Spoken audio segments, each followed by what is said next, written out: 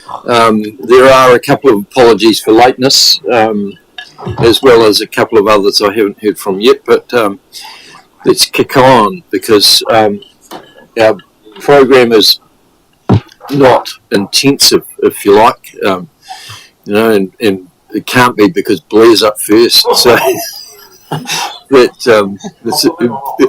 that's a compliment. You take it whatever way you like. But let's crack on. Thanks. Thank you. I'll try and walk through this and make it make sense. It is pretty complex in its delivery and trying to paint the picture as to where we're at and where what opportunities might exist to go forward. So a bit of background around this is this does create some contention in the community in different spaces around the provision of firefighting water. What that means is that can drag out some of our consenting processes and create some noise. So generally we get through that, but it does have the effect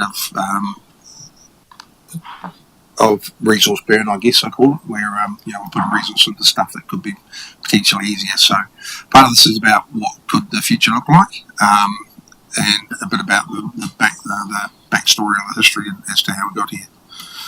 So today's really about no C.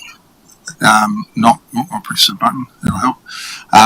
No C, not a lot to do other than generate some feedback from yourselves as to where we might go forward. So the purpose of the workshop is really to provide insight into the current firefighting water supply, code of practice implications, which is this document here. So this was put out by the Fire Service in 2008 and was adopted as part of the SDPR into the district plan in 2014 here at HDC. So understand the current issues and future considerations, and then really seeking some guidance and some discussion around the potential way forward from here. Don't expect you to read that, but really the firefighting water supply is just that. The intent is that there's ability and available supply to fight fires. So it's code of practice, and it has a whole bunch of guidelines around what should be met. It talks about things like hose laid lengths and distance to hose.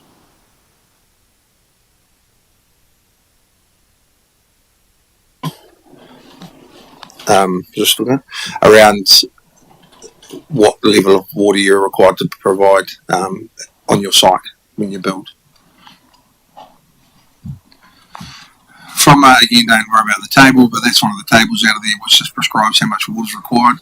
The key message from this slide is housing generally is covered in the district. So we have we supply to FW2, which is a level of water supply which enables us to put out house fires across the district. So if you're talking about domestic housing around the district, then we're at a level with our water supply that covers that. So that's all cool.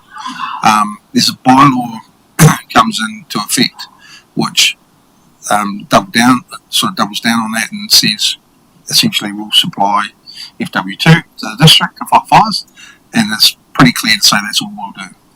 After that, then it's up to the externals, so other applicants or otherwise who are wishing to build or develop.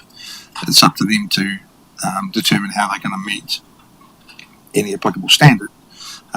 Standard in this case, which is a code of practice, which has been adopted into the plan, is firefighting water supply standards. So for domestic houses, we're firing out of the pipes. When you get bigger buildings, you need more water. The only way really for us to do that, if you wanted to say let's change tomorrow, would be to dig up the pipes and put in some bigger ones, or crank up the pressure, which will probably blow some of the old ones out of the ground. So to get any higher than FW2 is not wildly practical at this stage without a significant investment. So that covers housing stock.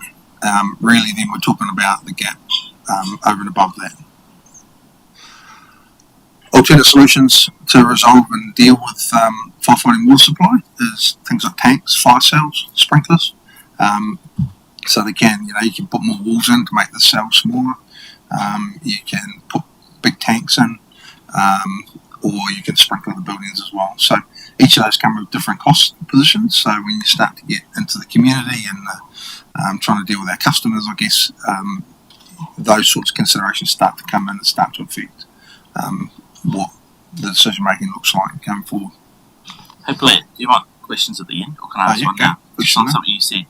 You said right now, if tomorrow we wanted higher than FW2, it might blow existing pipes, and I totally understand that. Does that mean that we can't take the view that there's sort of like a part of town, or our towns, where we would want a higher level of supply? Like it's a across the network thing, right? Because, like say if we said, live in town centre, Foxton, Main Street, Shannon Main Street, like we want to have FW3 or 4 because we want multi-storey buildings, we want new commercial buildings. Is there any way to achieve that just for sort of pockets of places rather than, or do we have to take a network view because if you crank up the pressure, it pops everywhere? And I think it's pressure's one way with the current pipes. I guess the other way is bigger pipes, so more supply. So Taraiki, for example, we were out the other day. The pipe going in there will be to like an FW3 standard to cater for the school. So that'll be the sort of the driver for that space would be the school. So there will be FW3 supply into that. So it can be built in, but it's not currently built, I guess. So certainly in future subdivisions, if that was a path we wanted to take, then you could look to prescribe to a higher level and put in bigger pipes to enable bigger things to occur. So that is an option. But again, it's in that mix of when do we get involved in subdivisions, who's designing the subdivisions, where's the cost, putting the bigger pipes in, and sort of trying to balance that mix, which I'll talk about more too as we go through. So, as a picture, essentially, hard to read the black writing, but down the bottom there is that's the building code gets people out. So we've got FW2 in the green there on the left triangle. So, like I just said, we've got FW2 to cater for sort of domestic housing. The firefighting requirements under the Building Act get the people out. So everything in there is targeted at getting people out before they worry about fighting the fire. C5, I think it's called, off the top of my head. C5 gets fens in, so as well as getting the people out, you need to get the firefighters in to start to fight the fire. So again, the Building Act covers that at a low level. But then once you get to bigger buildings, like something like Enterprise Drive, for example, then you're starting to get bigger demands on water to enable those buildings to be put out. So there is a scenario where you said, you could sort of fall back to the bylaw and say that's what we've got, remove this from the district plan, and then you say, right, we are going to provide FW2, that's it, the rest is up to you. Big building owners then could maybe decide to just insure it and let it burn to the ground. So there's all sorts of legal and ethical and other considerations in there too that we've sort of talked through at length. But that would provide the option for them to say, well, okay, as a council we provide FW2, that's it. The rest of it's up to you. So they could put tanks, they could let it burn. The firemen themselves, really what they want the water for is to contain the fire into that location. They're more worried about their neighbours than your own building. So it's actually more about containment than putting the fire out per se. So the big sort of question there is in the blue, and it's sort of how do we look to deal with that going forward. Again, this is quite prescriptive, so you do end up down a path of hose laid lengths and distance to hydrants and all sorts of things, which when it's in black and white becomes pretty difficult to manage to. So the firefighting water supply code practice was intended to be used as a guide by FENS, but by incorporating it into our district plan in 2014 through the SDPR, we're using it essentially as a standard. This outcome is more rigid than intended by the fire service in talking to them, and it doesn't really provide sufficient flexibility or site-specific solutions to be easily handled as it stands. So some TAs or other councils have adopted the code, some still to this day haven't, and how they will manage it independently, I haven't researched every council, but everybody's handling these situations differently, which doesn't help. as I said earlier, it's not designed with safety as a primary objective or minimising material damage. Sorry, Blair. In terms of insurance cover for residential properties that don't have decent firefighting capability near, what is it adding to premiums, or those TAs that don't have it, are they getting, are their ratepayers getting caught in that respect or not? Don't know. I think at a domestic level, it's probably not really an issue for any councils. Everyone's probably at FW2 or above. It's probably more in your commercial space, so your big commercial buildings and how that. And I don't know what they would do from a cost perspective there. Because part of our insurance premiums obviously pay for the fire service type of thing. So all those that aren't insured, they're covered through us providing that FW2 standard, are they? Domestic at a housing level, yes. We provide that, so it wouldn't really be an issue there. It's more just in that commercial space. And obviously, maybe you're rural, if you're out in a rural block somewhere, but you're probably not going to have any neighbours that they're going to worry about by the time they get there. And that's some of the things to consider is, in practical sense, even at the likes of Wairarua, for example, I don't think they have a driver for the truck at the moment. By the time they ring the bell and everyone gets out there and gets their pants on, then, the fire's already well engaged and the house is not going to be recoverable, generally speaking, so it's more about their containment. So even the firefighters themselves will say, well, actually, there's this code and they're already in the process of rewriting it because they acknowledge it's not necessarily ideal or fit for purpose. But what it does is it creates a bit of a starting point for us as we stand to try and meet it with our community. So it creates some tricky issues to overcome. So like I said, the code is acknowledged as being impractical in places by fans. So if you had a big commercial building out here, for example, I think the largest, if it was FW7 water supply, so at the maximum, I think for a significant size building it would be like 2.1 million litres they need in the tank, and even the fire service said they haven't seen that in Australasia, so there's no such thing. That's bigger than a big sort of tank that you see on a farm with effluent in it, sort of thing. So they're substantial, taking up half the section. So there's some practicalities in there, and then what really does fire service need, what's really intended, and then how do we get there is one of the paths we'll talk about as we go on. So currently, I'll say there is a council applied code. So at the moment we're applying this through the district plan, but it does influence privately owned assets. So that becomes tricky as well, because we will, for example, look at a section on Enterprise Drive and say, hey, it needs this much water on tanks to service this. And that person might go away and spend that money to do that and comply with this, and on we go.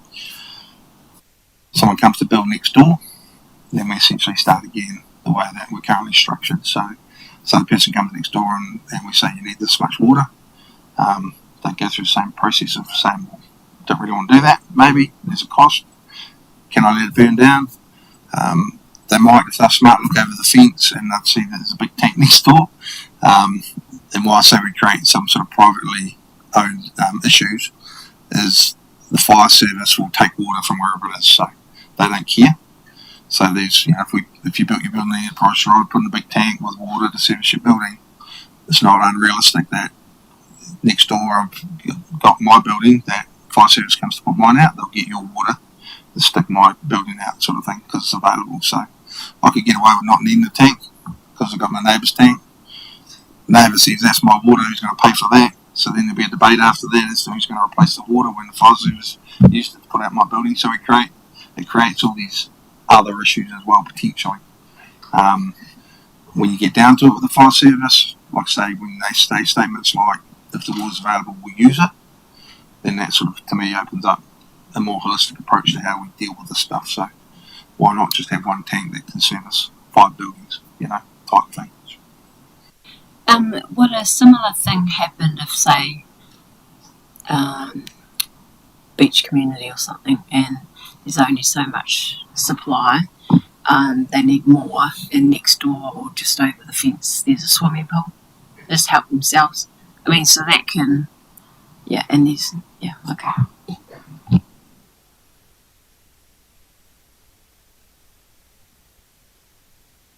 And I think Ross sort of gave me an example recently where the neighbours had a swimming pool and they were going to have trouble getting to the firefighting water supply requirement.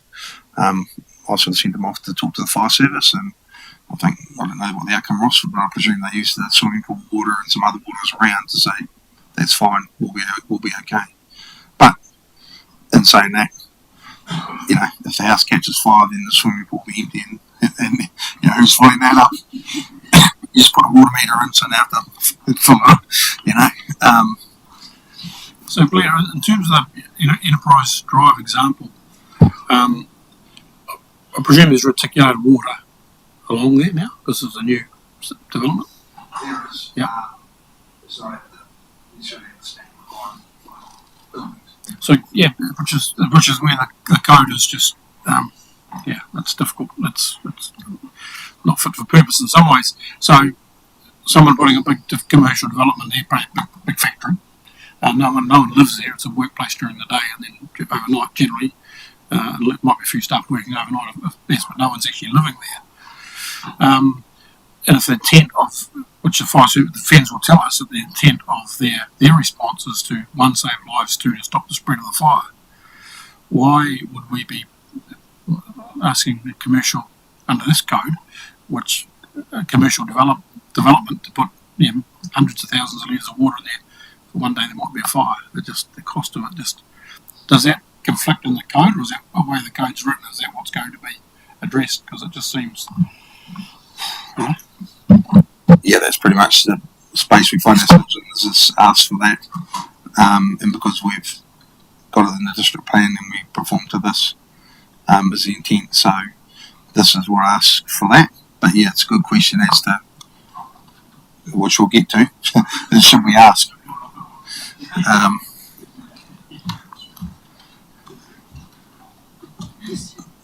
Did that move? Oh, wrong way. So current challenges, just I guess in a bit of a nutshell, the codes or code practices embedded in the district plan currently, at face value it's very prescriptive, black and white, so it's quite difficult when you say got to be within a 90 metre hose length of a hydrant, that's not running over a fence, that's not all sorts of other things like that. So that stuff starts to get quite prescriptive and difficult to manage. Not necessarily fit for intended purpose, which is a statement from FENS. Often arising at build phase and not subdivision, so that's probably part of your point there, Ross, is you've seen a lot of the stuff I talk about liquefaction, talk about other stuff, is how do we bring this stuff forward so we're making better decisions early than trying to fix stuff up later in a sort of piecemeal basis, which I'll show you in a minute in a drawing. If we can bring some of this stuff forward, I think we can get better outcomes. But again, that'll be a decision for the table. Can result in high cost, low efficiency outcomes, which I'll illustrate in the next picture when it comes up. Can give rise to private ownership issues, which I just talked about. So who owns the water, who owns the tank? Why would I put one in if Ross has already got one next door? I don't need to, because I'll just use that even though he doesn't know it yet. Intent is sound, I think, in terms of obviously they're trying to get available water to fight a fire, but I think structured delivery guidance is poor, meaning the outcome of the intent is not always aligned or consistent. So I think, having water available to fight a fire or to protect adjacent properties is a good intent. I guess how do we deliver that in the community is maybe a different story to what we're doing currently. It is complex, so I've had a number of discussions with the fire service and just trying to get your head around all the sort of machinations and scenarios how we would handle it, what's the ethical, financial, practical, logical thing to do is quite a discussion. In real terms, I guess what am I talking about? So this is an example, so this is like a real example, a little bit hard to see there, but all those red circles, I've circled all the tanks on the properties that are currently built, and this is out at Wairere Rise. So in each of those circles, there's probably at least 4 tanks, generally 4 tanks, because some of those will be available for firefighting. A number of those tanks are at the back of property, so you see down the bottom of the slide. A number are at the back of the property off the road. Fire service themselves will say we're not going to drive past the burning house to get to the tanks. A lot of cases they're probably too close. They're probably too close to the house as well in a lot of cases, so they'll melt and there'll be no water.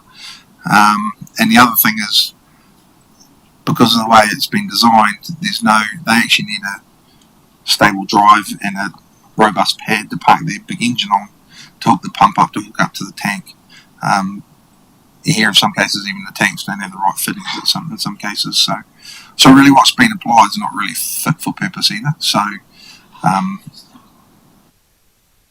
sorry. Yeah, so, status quo is not even really viable, workable at the moment. well, no, in a lot of cases they wouldn't be able to get to there's no pad to park their engine on and hook up to the tank, and they're not going to drive past your burnt house to get to it. And there's no driver and rider at the station anyway, so they're probably coming from Levin or Foxton, maybe. They might have got a driver now. So for a while there's no driver, but even then when the bell rings and the people get in there and you've seen it on TV, the house is engulfed in 3 minutes, 5 minutes, 7 minutes. They're not going to get out there in time to save the house. They're only about to contain it, and it's dry out there now, so hopefully contain a grass fire or something. So, Billy, like the outcome that we're trying to get to, presumably, is either in this type, like this is a good example where you'd either want a tank buried, like at subdivision stage, you'd want the subdividing person to say, oh, actually, there's a common solution to this. Let's put a big tank underneath the road, or some tanks on common land at the entrance to the subdivision, right? Is that but that's what we're aiming to get to. Keep jumping ahead of my slides. I was going faster. Yeah, exactly. So if you count up those circles and you assume $5,000 a tank, then I think I'll stick up there. It's like 120k going into the community. So again, holistically, we talk about liquefaction and doing that differently. We're talking about firefighting, water supply, and doing that differently. Once you start to add these dollars up, the other part of my portfolio, just obviously as you know, is more affordable housing. So all of this stuff, 120 grand onto the ground there in that space that we'll just see in this picture is kind of nonsensical when it could have gone to better purposes, better outcomes. So it's how do we design for that? What did, say, a development like Maple Street have to do in terms of firefighting capability? That's a good question, Ben. I'll check it out, but they'd have FW2 at the gate, so they'd generally be alright. And I think they're generally separated and concrete end, so they're probably alright with the current water supply. Ben, they had pretty good fire cells.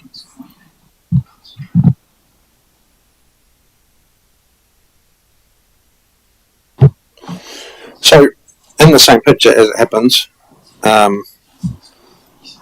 is just what Sam was talking about. So I've just circled those in green circles. So here's a couple of little tank banks.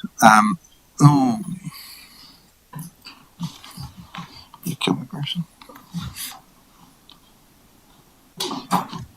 Strange. So when the picture returns, do you want to plug it in here?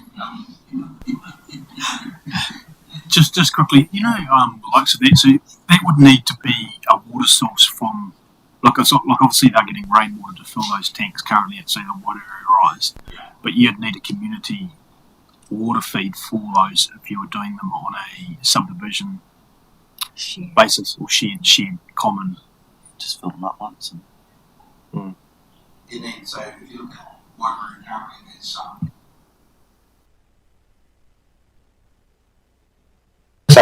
but like on your farm, so that'd be filled and ideally less full, and then topped up. So that's another slide further on for discussion. But thanks for good thinking. I'm loving your thinking. Trying to plug into. So on that slide anyway, when it comes back up, you'll see there's a new little road down the bottom, and on that road there's a couple of tank banks, you might call them. They will probably end up. I'm not sure what the ownership structure of that is, and that's probably a question for you as well for today. Is they could be council vested assets that we maintain the water levels in a more sensible fashion, but there's obviously a cost to doing that. Alternatively, we could go down a path of trying to get those built into body corporates, like an Enterprise Drive or something, where you try to build that function in, but that will probably have its own challenges, maybe. So there are a couple of pathways there, I guess. Is you can either body corporate maybe, or council asset, I guess. And again, jumping ahead of my slides, but one thought process in there. From my perspective, I don't know if it's even practical, but it's whether you could get to a point where, if you had tanks in the road or something like someone suggested, then they could be filled with stormwater in some sort of situation, in some scenario there. Then also, you could then use those obviously for firefighting water supply, and then if you look at an emergency management perspective, it provides resilience around the district as well, because you'd have a whole lot of water around the place, which may otherwise not be available in an event. Obviously, you might have to boil it in that case if you're going to use it for those purposes, but there are other considerations, I guess, if we look more holistically at the picture. We're back. So you see down the bottom there in the green circles, you can see those little sort of rectangles. One's on the right hand side of the road driving out to the turnaround, and one's on the left at the end there. So you see there's like two little tank stations there, servicing probably about, can't remember now, 16 properties or something. Sorry?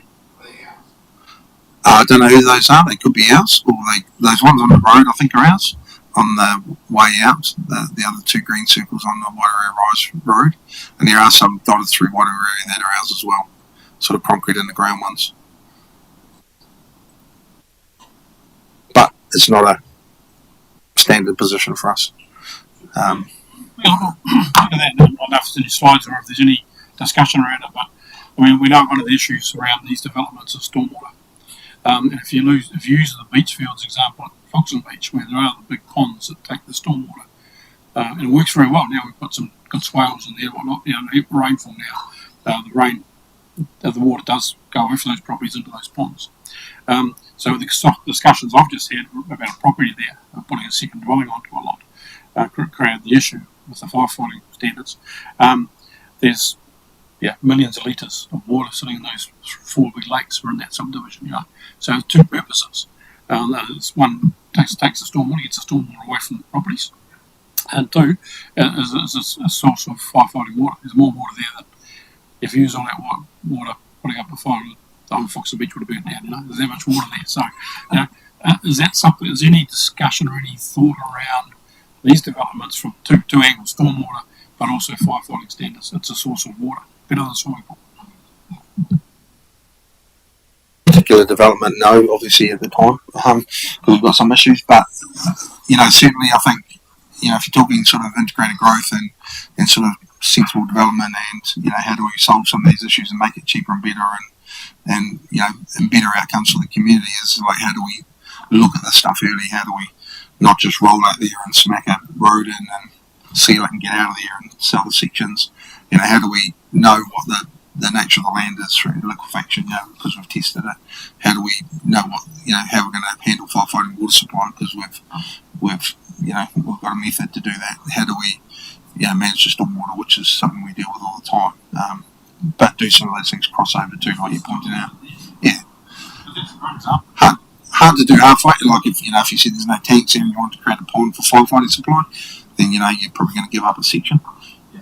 So then you get into that's sort of public-private stuff. So it's about how do we get involved, for me, I guess, early in that design space. And some of that's in how we structure our process internally, which we're doing as well, is to try and get better outcomes. So Enterprise Drive, you could have had maybe some big tanks in the ground, which took the stormwater, which kept them full, which then provided water for the whole street. So, Blair, in terms of those red circles, because they're down the back end of a property, they're basically useless, are they? I mean, if the fire engine's not going to drive past the property that's on fire to get to them, the next one over is too far away, I assume, to be able to have any impact. So, who signed that off, and why are they allowed to build down the back of the properties in the first place? Do we not have Fire New Zealand sort of signing those things off? No, friends don't generally get involved unless you ask them, so that's sort of part of, I guess, what we're proposing going forward as well, as more involvement. But, how does it end up like that? I mean, how it ends up like that is you've got still a whole heap of empty sections there. Yeah. So when that person turns up to build, they're going to say, we're going to say you need firefighting water supply within a prescribed distance to deal with your house, so they'll have to put some more tanks in. If there's a station on the road, like those in the green circles, then we wouldn't be asking that question, because they'd have available water. But it's the same, I guess, the same principle that we talk about, and again, keep bringing it back to how do we do it holistically, but it's the same with liquefaction. You can test the area, or you can test the section as you go, one at a time.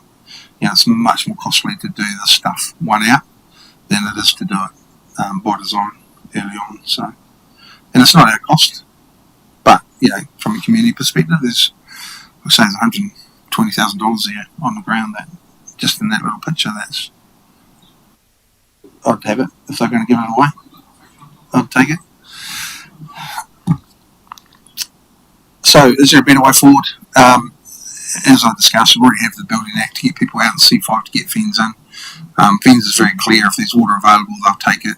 Ownership aside. So, all those people in those houses, if the fireman needs their water and can get to it, they're going to take it anyway. So, so that's sort of something we need to consider when we're thinking about design. Availability is more important than distance. So even though they do have prescribed distances in here, and it is black and white, we could get tripped up, and councils can be, I guess, guilty of it's black and white in here, so that's what we conform to, and we could get tripped up. And why don't we bend it a bit? It's because of what's in here, and if we have bent it, then we're outside of this, or outside the plan, so it can create risk, which is where you get some of my people become a bit more risk adverse in these spaces. If you look at statements like that from FENS, it's like, well, okay, availability is more important than distance. Then actually, if it's not black and white here, then we can maybe come up with a better outcome there. Going forward. Because I just wanted to touch on that, because that's exactly what I'm sitting here thinking, because I know the brigades are very good at transporting water. They have tankers available, they call in. One appliance will be the firefighting appliance. The rest of the appliances get called. It'll be second, third, fourth, fifth alarms. That means 4 or 5 fire engines coming from all over the district if it's a big enough fire to provide that water source. So they can pump that water out of, like say, lakes or anywhere they can find it from and transport it to the firefighting appliance. And that's what they do, and they do it really efficiently. So, and they do it everywhere, because there's not, there's a lot of fires where there is no water source available. It needs to be transported in. So, It's something I talk about quite a bit too, but it's when we adopt, some things like these. Is, I guess one of my questions is, what does it mean for our people? It's one of the key questions I think before we do any of this. Is what does it actually look like, and what does it mean for our people, and what's the effect? Because that's just a good question to ask, I think, from a community perspective. Small subdivision example, that one I just showed you, probably save 16 tanks there. So probably 80 cages for that little street. So it's quite a saving for the people who are going to go there. Tanks are often in the wrong places, I talked about. And in large commercial subdivisions, then you can run into this neighbour at war stuff, potentially, at some point in time. So one question I pose to, I guess, is, does the managed provision of firefighting water assets maybe sit better with council? That's just a question. Before we answer that question, so where we're heading, and it might be ahead again, but sorry, but the idea is, if we remove the reference to the code out of the district plan, which potentially is a candidate for our omnibus district plan change, then what it does is it provides us with flexibility, it provides private landowners with flexibility to come up with a bespoke solution that meets their subdivision, right? That's a goal? Like, so if we take it out of the district plan, then it basically just gives people more flexibility, more scope to do different solutions if they need above FW2. In essence, yes. And I guess it's just that other piece that and this is my personal view, so, but, it's that the intent of having water available at 5 is good, so, there's just that, how do we fold that piece in? From an ethical perspective, you could argue or not. So I guess there's that perception piece to consider is if we back it out and say do nothing, we'll go back to where we were, then we could leave a gap, I guess. So is there an opportunity that we can fill that gap? But, you did jump ahead again. Yeah, well, because in leading into that question, because there are some places where it will just make way more sense for council to play the lead facilitator role. And so, I'm thinking about Levin Central, where right now under the district plan you could build up to 6 stories high, right? And so for that, it's going to put you into FW3 or FW4, I think, isn't it? And so in that type of situation, having giant tanks in the middle of the CBD is that's something, not an outcome that we're going to want to see. So we're going to want to achieve particular outcomes or take sort of a more broader approach to provide a solution for potentially multiple people that might come along at different stages of development, right? In essence, and try and be as far ahead of that as we can. So, as long as we can get a solution early on in development, then it's probably a better one than one further down. From a cost and value perspective, holistically for the development. I think in those cases where you build a 6-story building in town or something, they'll probably end up through the Building Act requiring sprinklers, because I have a lot of people. So there will be crossover where the Building Act will pick up and take over some of that stuff. It's probably more like your Carter's building store out the Enterprise Drive that's full of people during the day and not at night, and that sort of stuff is probably more of an issue.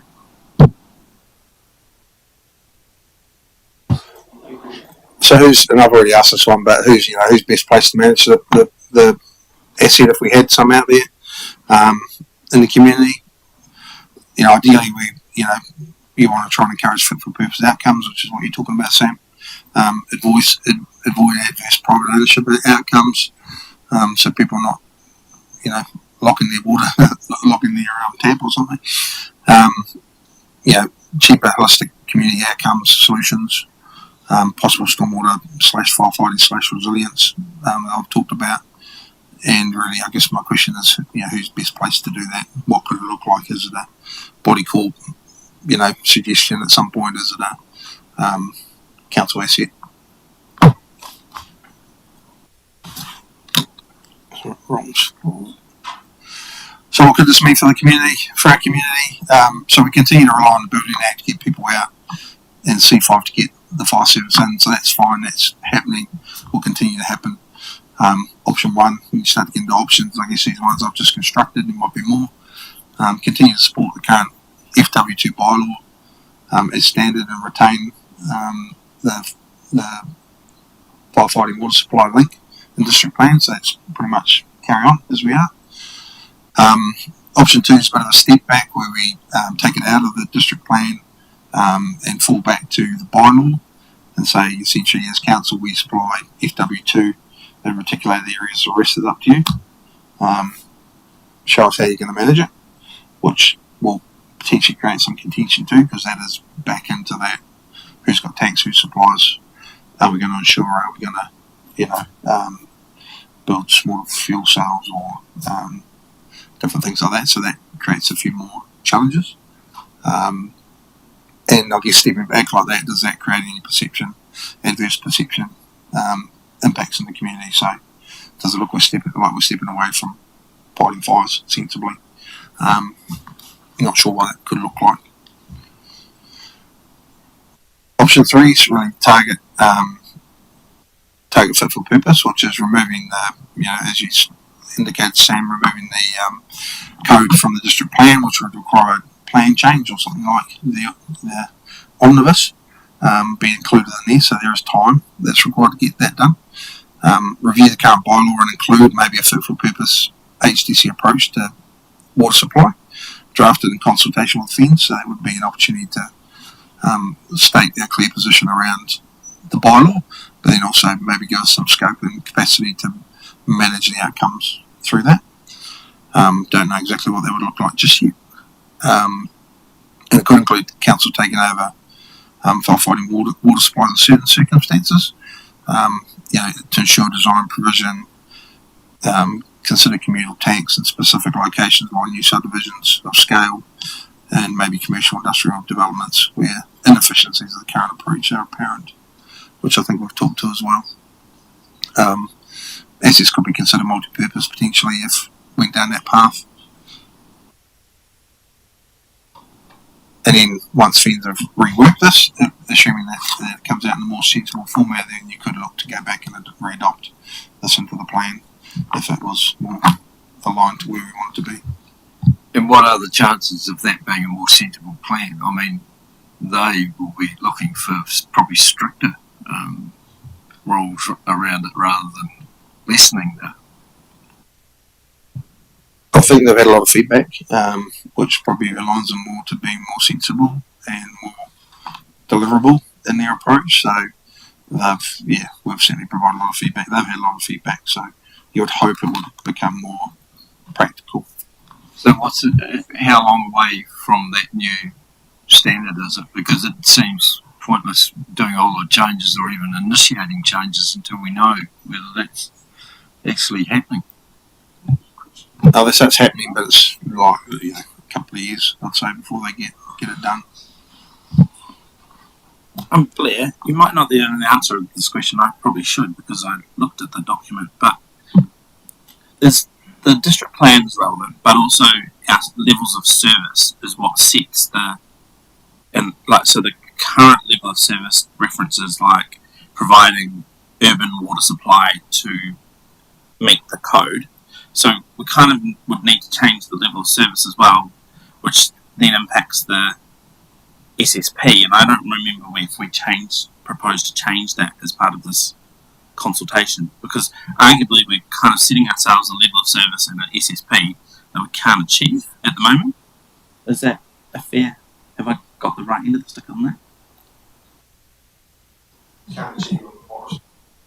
Well, so because the level of service and the SSP directly references the code, we're not able to provide the level of pressure and supply that somebody at one of those F3 and above requires. So therefore, we're kind of setting ourselves up to fail by having our level of service the way it's described anyway at the moment. So we kind of need to change that anyway.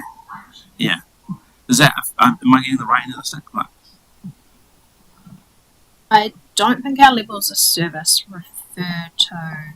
Yeah, they do. It's on page 16. And new levels of service. Yeah, so that's what. Yeah, so let's just check the new one. Anyway, I can follow. Yeah, so I can't see them in the new one. The proposed ones.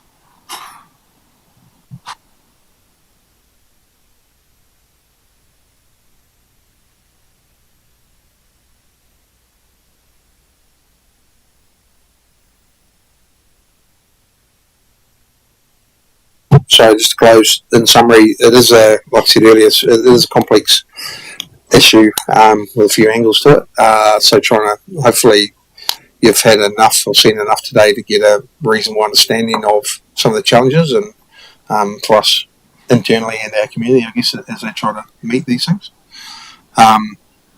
Is it an issue we need to solve for? I mean, like Bernie said, potentially do we wait for a new standard and see what happens? If so, if we want to solve for it, are any of the provided options a sensible way forward, given that the intent is to have available water, and ideally we want to have sort of well-designed solutions early on, so we're not incurring a whole bunch of cost and doubling up at the back end. So those are sort of the questions, I guess, as to what direction. So really the aim is to sort of take direction from this workshop and then maybe draft up a proposal, some guidance as to the way forward. It could be simple as status quo, do nothing, or it could be an omnibus crossover hybrid with the fire service type scenario. What's the fire service telling us now about our capability to be able to, or their capability to be able to put out fires in different parts of the district? Are they saying we're complying generally with standards, or are they saying you guys need to up your game? No, they're not. They haven't said anywhere that we're woefully inadequate, but they're probably not.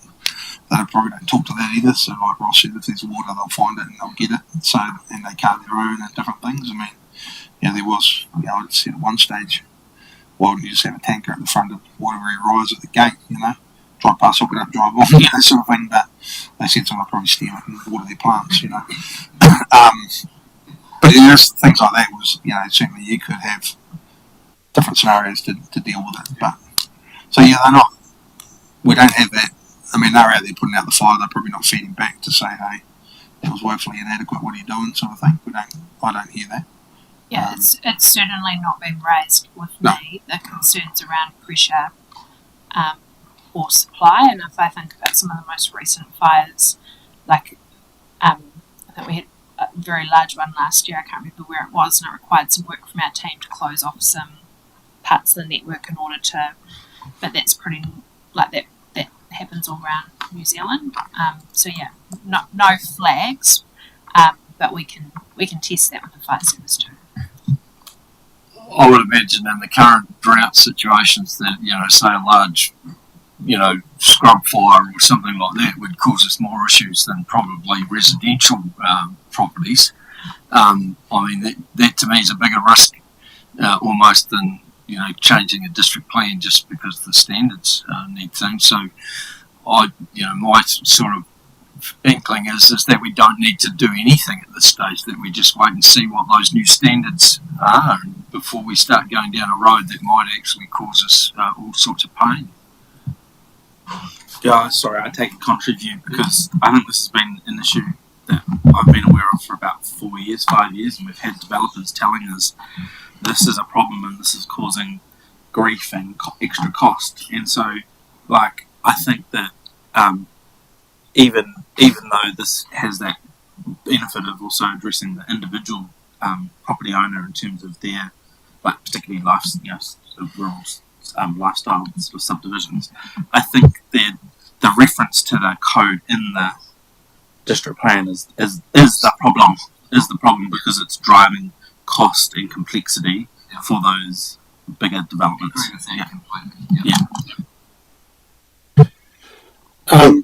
Sorry, can you go back to that slide where of water rise, please? The image. That one here. I understand, correct me if I'm wrong, if you can, in terms of fire hop, and one of the issues in this case we just talked about recently was a second house or second habitable dwelling on a property. If they're within 40 metres, unless they're 40 metres or more apart, there's a fire hop category that triggers the need for firefighting water. If that's the case, and I think that is the case because they could prove that the houses were more than that apart and there's lots of other water. But if you look at some of these designs here, they're big blocks, and in terms of one of the ways to deal with it, surely, and this is where Lauren and David could say yes, no, this is possible or not, would be because these are obviously big lots out of water area rise. Those three houses in the middle are pretty close together. If you want to make sure your house is more than 40 metres apart from the neighbours, you won't need firefighting water. That's one of the. I don't know, Lauren, if that's a possible thing or not, but I think under the FENS rules, it's a 40 metre. I think. Does that make sense?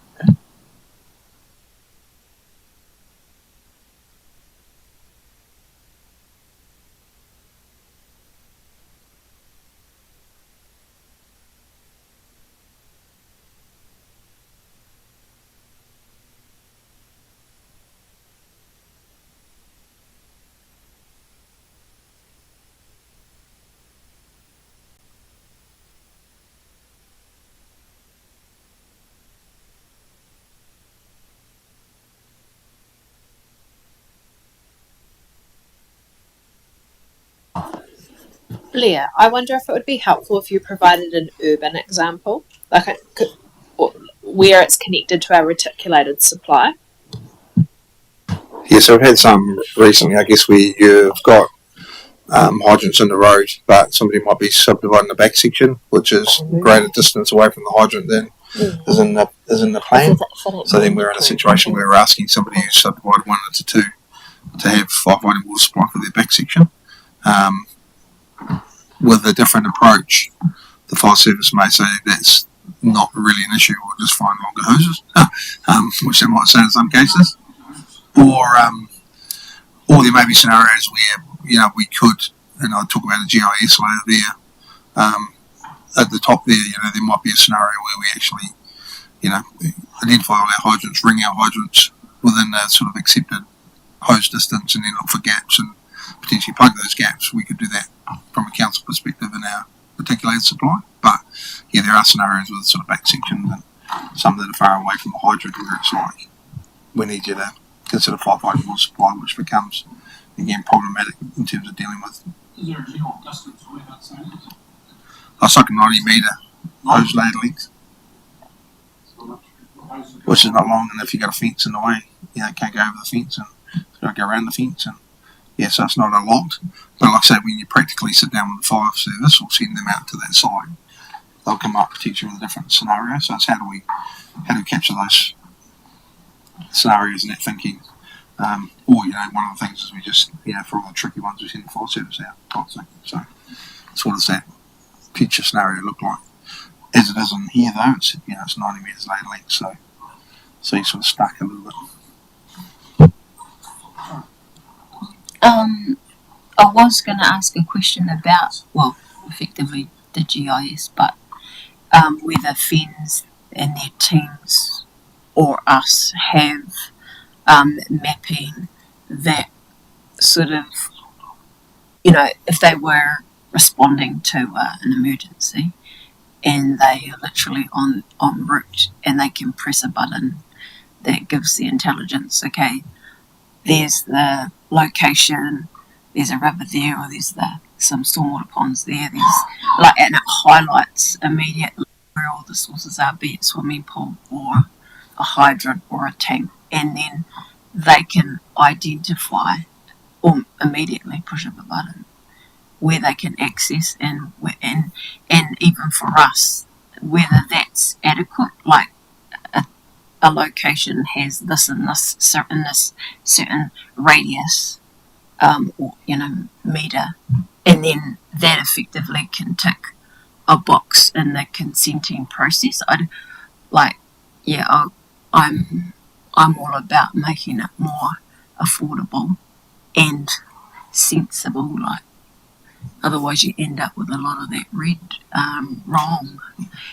For me, you have clearly outlined the problem, defined the problem, offered up 3 good options. I like option 3, and the whole waiting. I don't. I think, like Sam said, this problem's been around for a while, and I think we need to just get on with the solution. And I like, the stormwater, the double that can be used for this and used for that.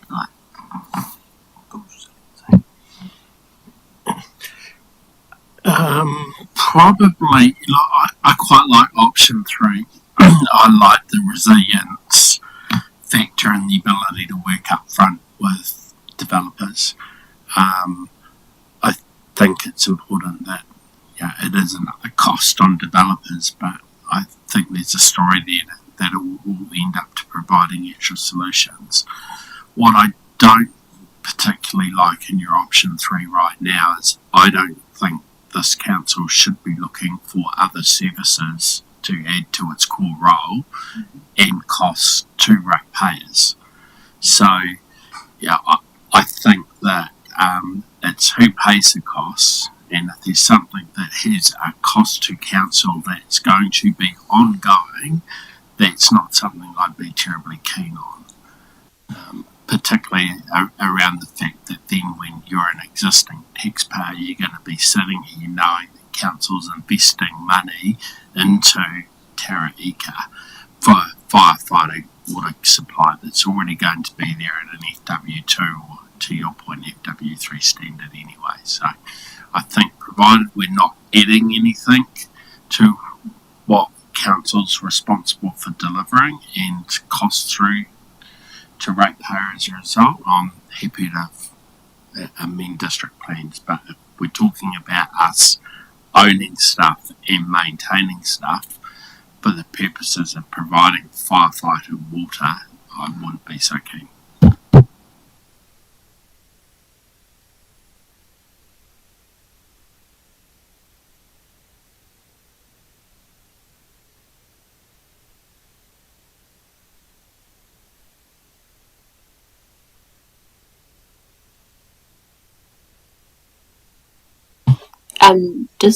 Did I get an answer? Does that mapping, that ability exist? So, yeah, they do.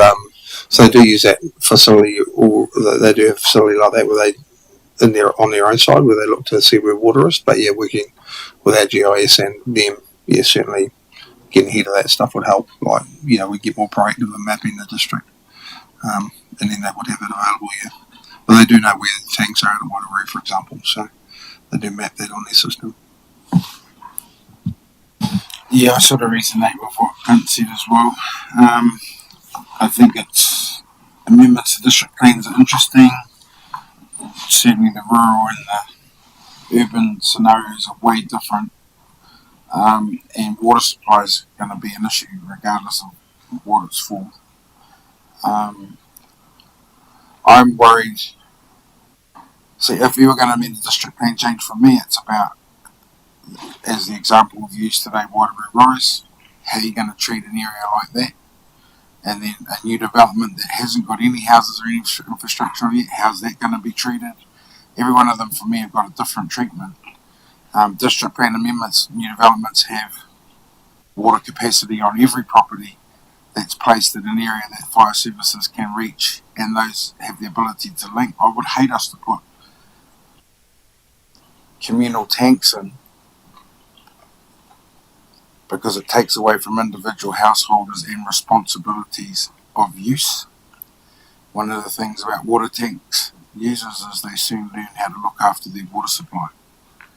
Whereas we don't have that in town. People have no idea about water conservation in our urban parts of town. So I'm just going to say the treatments for me are different. If we're going to make amendments, make them robust, where fire services can access the facilities they need. We don't need to build more water tanks. I don't even like it when someone says 3 or 4 times a waste of $120,000 worth of infrastructure. No, it wasn't. Those houses still needed drinking water. Those people, that's what they put them in for. When you use an example like that, I know there were lots of submissions that said firefighting was a risk from day one. This council ignored those submissions. We've got a forest next door that has no capacity to be responded to. So this is not new, except that this district doesn't have rules that allow to treat those different tiers and those different things that we need to require to put in place here. So that's what I'm going to say. I'm actually a bit worried about taking it out of the district plan, because I think that all I'm hearing, the only resistance I'm hearing is cost. And I'm sorry.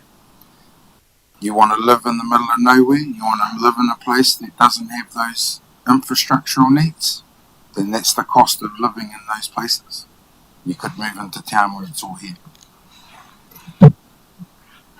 So just to clarify, the 120, Justin, that's for additional, like normally in those areas you'd have sort of 1 or probably 2 or maybe 3 tanks, so that's like 4 tanks. So I've only sort of calculated the additional that is targeted at firefighting. So a lot of those places have 4 tanks.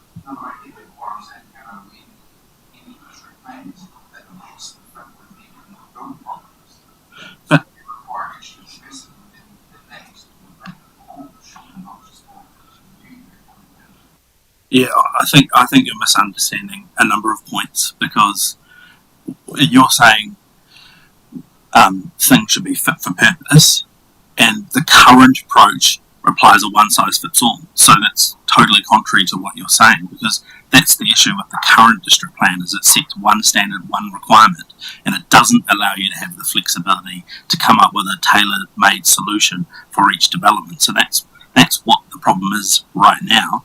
But secondly, I think you referenced when we talk about those examples in Waitangi Rise, when you've got 4 tanks, 3 of them are just dedicated for firefighting water, so they can't even touch them for drinking water.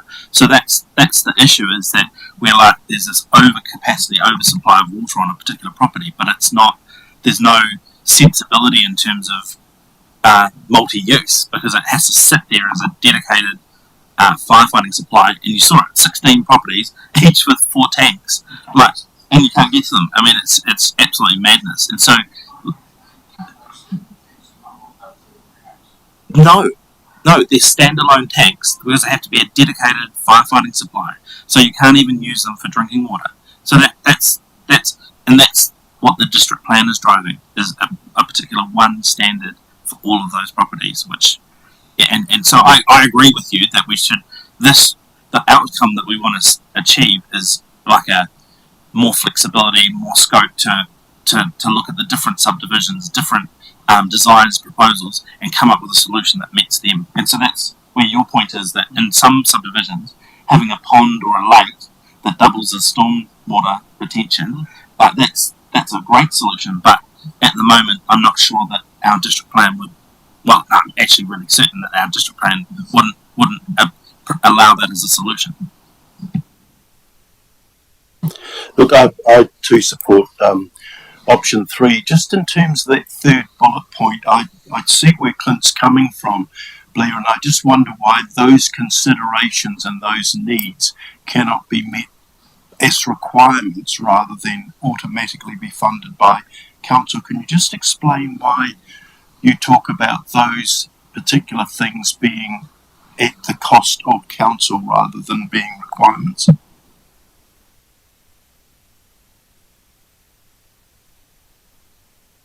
I guess what I was trying to get to there was if you've got those communal tanks versus individual tanks. So if it's an individual tank, then it sits with you as the property owner. If it's communal, then who manages the water is probably the key thing.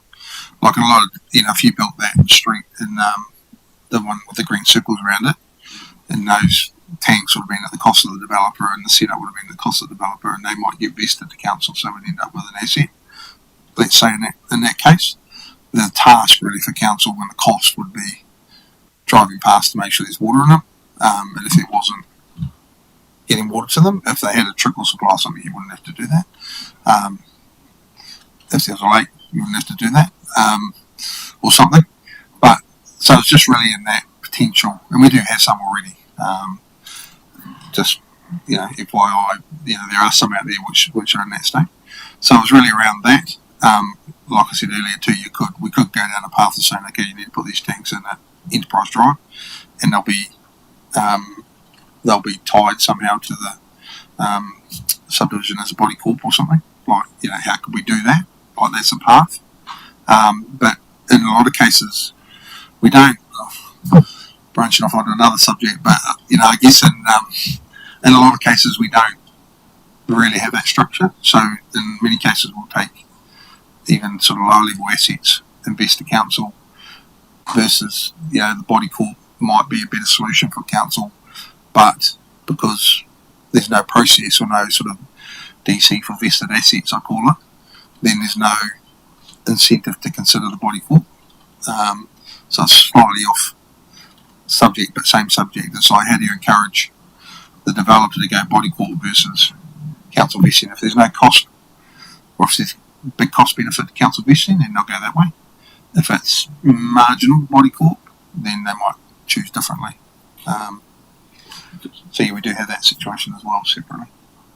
Is it fair to say, Blair, that third bullet is just about giving us flexibility that's consistent with what already occurs in terms of vesting of all other assets, where we don't have to take something on board if we don't want to, and if it doesn't meet our requirements or standards. So just like a road of a subdivision, if we don't think it's being built to a suitable standard where we want to entertain the vesting of that, we don't have to in that situation. So I think that third bullet, and to Clint's point, yes, cost would be a consideration in terms of that ongoing cost, and so we can have that decision, and we can make that decision and discuss that with the developer or the property owner at the time. Like, it's not an automatic, yes, we'll just have everything vested in us. It's when it makes sense to do so. So you could just, I mean, in that scenario, you could say hypothetically that, okay, they build big tanks, they need to make sure, we need to make sure the water's available. There's two options. You do it in your subdivision, as a body corp, or for $50,000 we'll drive around once a week to make sure there's water and that sort of thing. So they have that option. They may choose to fund it, for us to fund it, or they may choose to do their own. That's some helpful guidance though around option 2, option 3, but we are a little bit concerned about what could the potential cost implication be, and that's some good guidance for Blair to take away, so that as he's shaping, what does this actually mean in terms of next steps, that we take that concern into consideration. The other thing there, Sam, because you've kind of segued into not a topic we're going to talk about today, but the next thing on Blair's list, which is like the lack of a policy or framework around vesting of assets back into council, because that is a complex thing, and it's becoming more complex the more infill that we're seeing in the district. Yeah, likewise with Tareka and all that vesting that will happen in the near future. How do you assess, like let's say that the mapping I've made reference to, at what point in the process can that be captured so that a assessment, the radius of a particular property that has to meet a certain requirement, can essentially avoid and get the approval because what's there is adequate? Like, how I need to know, understand whether that can be part of the robust process. Yeah, look, I agree, Paddy. I think the more information we can have available when we're assessing these things, the better. So I think from an urban perspective, certainly you would hope quite quickly create a layer where we identify where we would already know where the hydrants are, and then if we drew an acceptance circle, whatever we agree with FENS that is, whether it's 90 or something different, like if we were able to pick up that layer with the hydrants and then draw circles around them, we quite clearly know from an urban perspective where we sat, where the gaps were, and it may be a decision of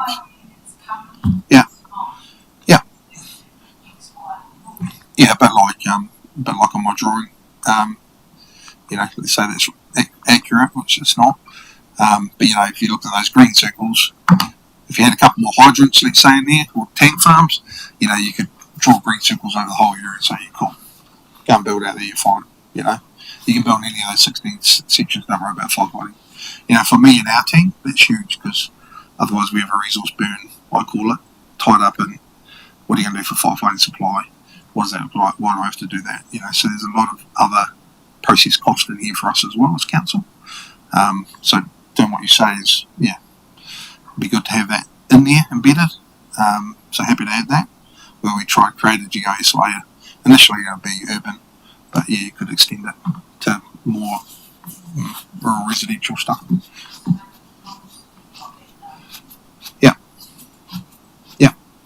Ponds, lakes, draw circles, and see where our gaps are, and then you might choose, like I say, in an urban area to add a few more hydrants around the place just to make sure we're covered and we can put it to bed,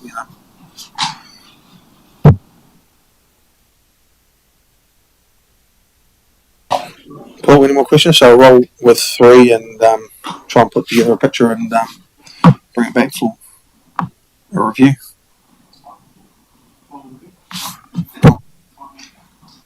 Thanks for your time.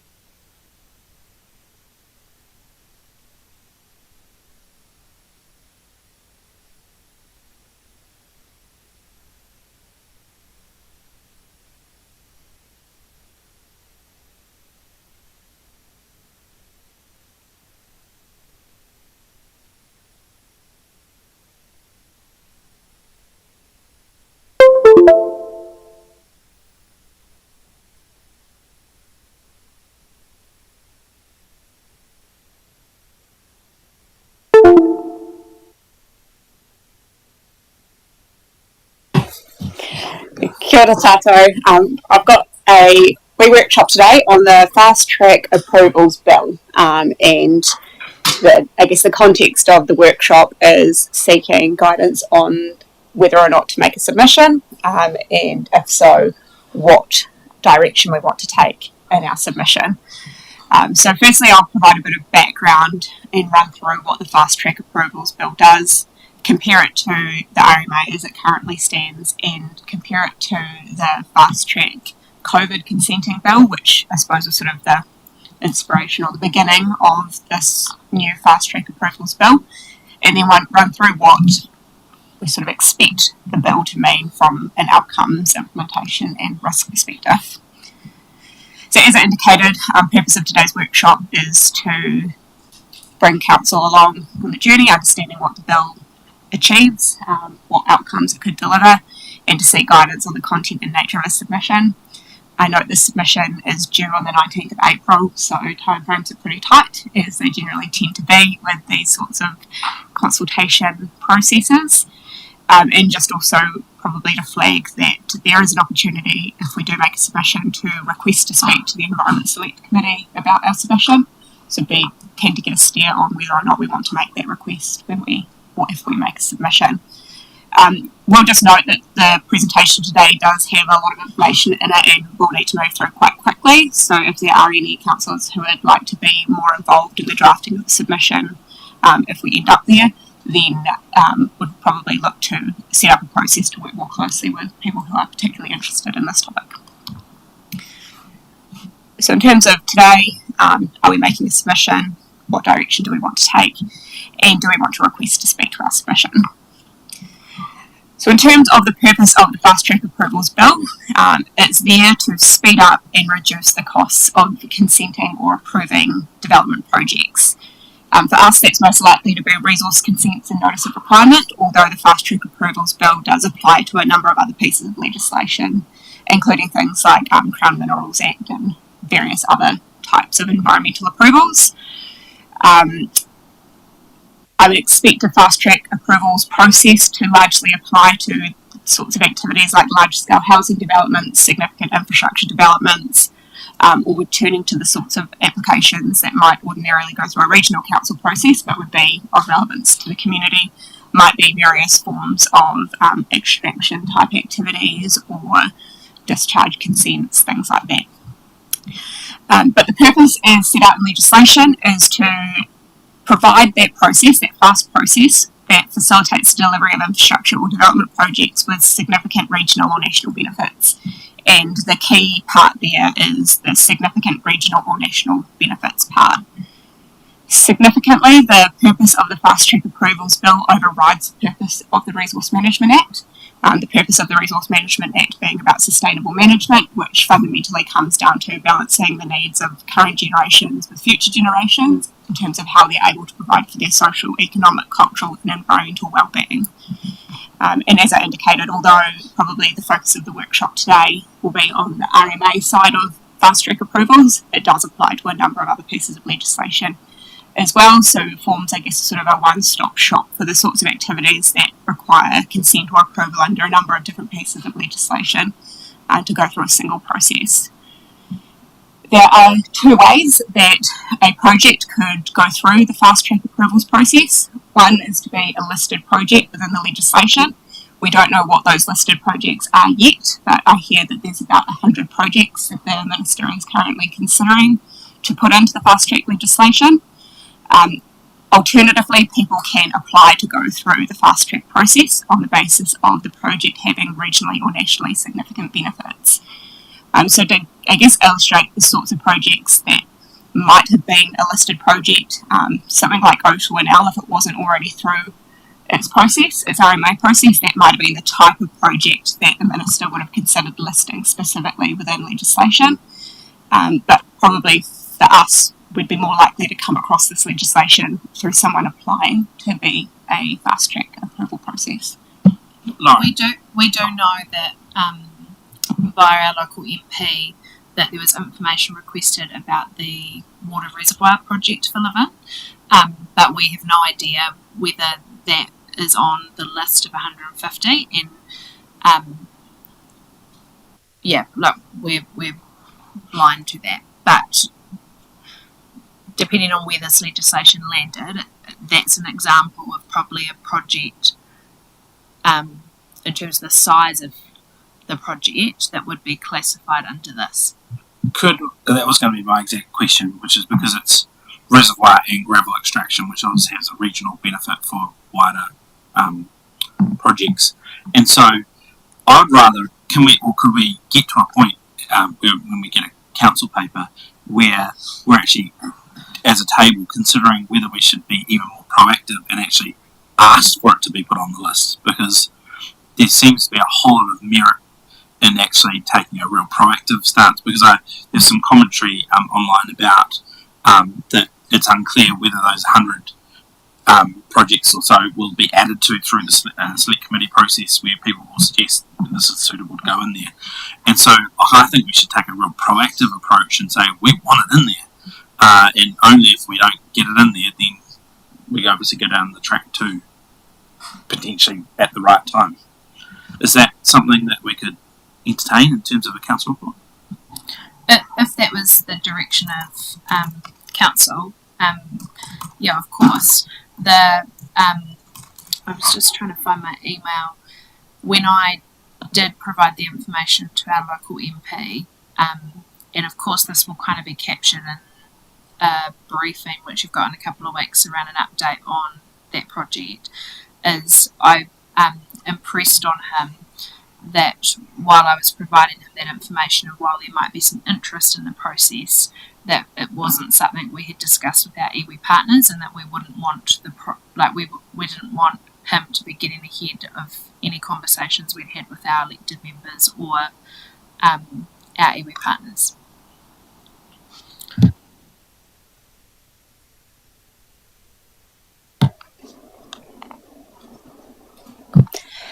So for the projects that apply to be a referred project, the sorts of things and that's ultimately a ministerial decision about whether a project can go through the fast track process or not.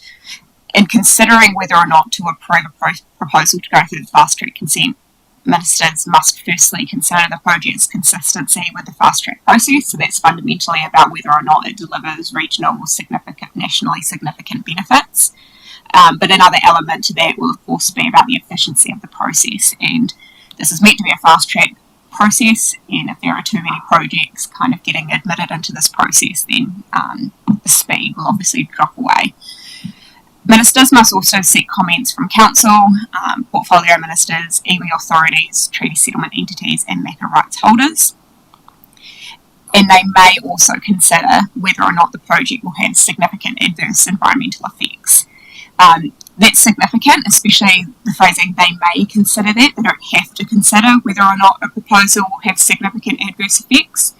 And the reason that wording, I guess, of may is so significant is because the expectation is that once a proposal is admitted into the fast track approvals process, the expectation, or at least the strong assumption, is that the project would be approved. I'll get to it further on in the presentation, but when they're making that overall decision on whether to approve the project or not, the environmental effect or the adverse environmental effect of the proposal is quite far down the list of things that they ultimately consider. So if projects that are having significant adverse effects have been admitted into the process to be considered as a fast track, there is a risk there about the types of projects that could end up being approved and the environmental effects that they could have. In terms of the process itself, if a project is approved to go through the fast track process, the next step is then for an expert consenting panel to be appointed. That expert consenting panel would contain up to 4 members, including 1 nominee from local authorities and 1 nominee from any relevant iwi authority. Although there is some flexibility in the size of the panel if the local context necessitates more people in order to meet those requirements of having nominees from both local authorities and from any relevant iwi authorities. And just to flag, the nominee from the local authority could be an elected member. It doesn't have to be an elected member. It may also be a person that has particular expertise relevant to the project that's being considered. When making the decision, or when making the consideration of the application, the expert consenting panel is required to firstly consider alignment with the fast track purpose, being that regionally and nationally significant benefits.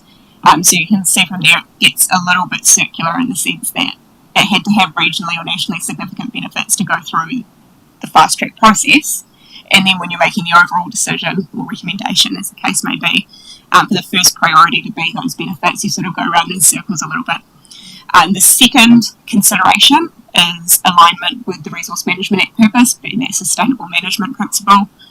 The next is national policy statements, council plans, so district plan or regional policy statement, treaty settlements, any MACA rights, any mana whakapono arohi, or any joint management arrangements, and then fourthly, environmental effects. Based on a consideration of those things, the expert consenting panel make a recommendation, but ultimately decision making rests with ministers. Although they do have to provide an analysis if they are making a decision that differs from the expert consenting panel's recommendation, there isn't a lot of clarity in the legislation about what that analysis would need to entail, or I guess the evidence upon which they could make that decision that differed from the expert consenting panel. So just to summarise that quickly again, because I know that's a lot of information, step one is... Just that last one there. What is there any provision in there if the ECP can't make a recommendation? In terms they can't agree? Not at the moment, no, or not that I have read. Probably reflecting on what would happen if we had an independent hearing panel, for example, hearing a resource consent application and you had a panel of 3 or 4, and you could sometimes end up in situations where one panel member had a different recommendation to the others. Generally, that expert consenting panel would try and work through that themselves and get to the point of consensus or agreement. But I guess it's conceivable that it could be recorded in their recommendation that the balance thought this, but there was a dissenting view, for example. So yeah, that first decision is perhaps the most critical one. That's the one about whether or not it goes through the fast track approval process or not. It's a ministerial decision. The next step is to appoint the consenting panel. That is done by a panel convener, which will be either an Environment Court judge or an ex-Environment Court judge. Step 3 is for the expert consenting panel to make a recommendation. I do note that there is no public or limited notification provision enabled under this process, although the expert consenting panel must invite comments from relevant groups, and I'll go through who those groups are on the next slide. But in terms of a general notification to the community, the public at large to make submissions, that is not provided for within the legislation. And then lastly is for ministers to decide. And I do note that through this process there is no appeal rights, so there's no ability to appeal things to the Environment Court except on points of law. So that would be if they got the activity status wrong or they applied the wrong tests, rather than an appeal on the grounds of was the evidence upon which they made their assessment correct, accurate, robust, etc. So who are the people involved? When we're referring to the ministers that are involved in this process, those are the ministers for transport, infrastructure and regional development. So it doesn't include Minister for the Environment, and it has a limited role for the Minister of Conservation. They have a role when it comes to some of those crown minerals and biodiversity components, but in terms of resource consents and notices of requirement, it's those 3 ministers there. In terms of who the expert consenting panel must invite comment from, that is relevant local authorities, relevant iwi authorities, relevant treaty settlement entities, any MACA rights holders, owners of adjacent land, and various ministers depending on the nature of the project, but not the Minister for the Environment. They don't get the opportunity to provide comment on the proposal. In terms of the role for local government in this process, the local government role is primarily to provide comment on whether the proposal should go through the fast track process, to appoint a nominee to the expert consenting panel, and to assist the expert consenting panel as required, be that through providing comment about the proposal or by providing information to the expert consenting panel. Now, to run through a quick comparison of how this fits or where it sits in relation to other core pieces of resource management legislation, I'll just probably focus on a couple of key things here.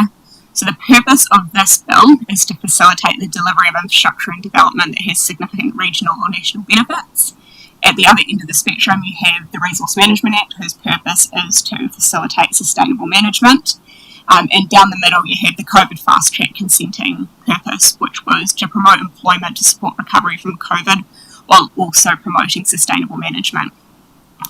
Moving down to the decision-making level, the current proposal under this Fast Track consenting legislation is that decision-making on proposals would be done at a ministerial level, and that differs from both the COVID Fast Track and the Resource Management Act. COVID Fast Track decision-making sat with the expert consenting panel, who now only have recommendation, or propose to have recommendation powers only. And then when it comes to the Resource Management Act, decision-making either rested with council. For non-notified applications, it was generally delegated to officers, or if it went to a hearing, to an independent hearing panel. And then the next step for those decisions made under the Resource Management Act, if there was an appeal, was for it to go to the Environment Court. So I guess two different pathways there. One that kind of ends at the court for Resource Management Act, and under this current proposal, a process that ends with ministerial decisions. In terms of this fast track bill, I do note that it provides cost recovery pathways for council, whereas the equivalent COVID fast track didn't. I think there was simply an oversight when it came to the COVID fast track legislation, and something that has been addressed.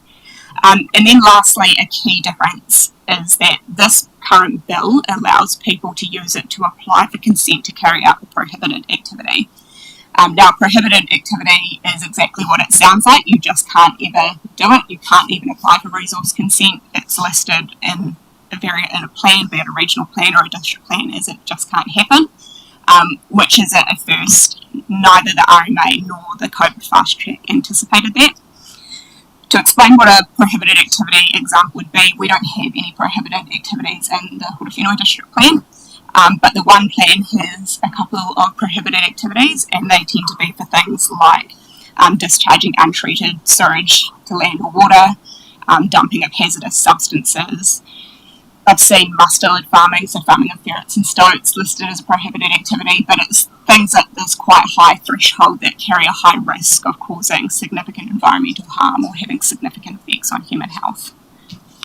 And the challenge there, or one of the challenges with that, is that resource management plans are set up on the assumption that a prohibited activity will never happen, so there's no framework for assessing them, but they will be required to be assessed under the COVID Fast Track legislation, and because there's an absence of anything to guide assessment within, I guess, the district plan or the regional plan, ultimately it will just be that assessment of are there significant benefits associated with allowing this activity to happen without that, I guess, weighting consideration of whether or not there are adverse environmental effects. Mining and activities like mining on specific areas of land be prohibited? Currently a prohibited activity? No, not within the regional policy statement, I don't believe.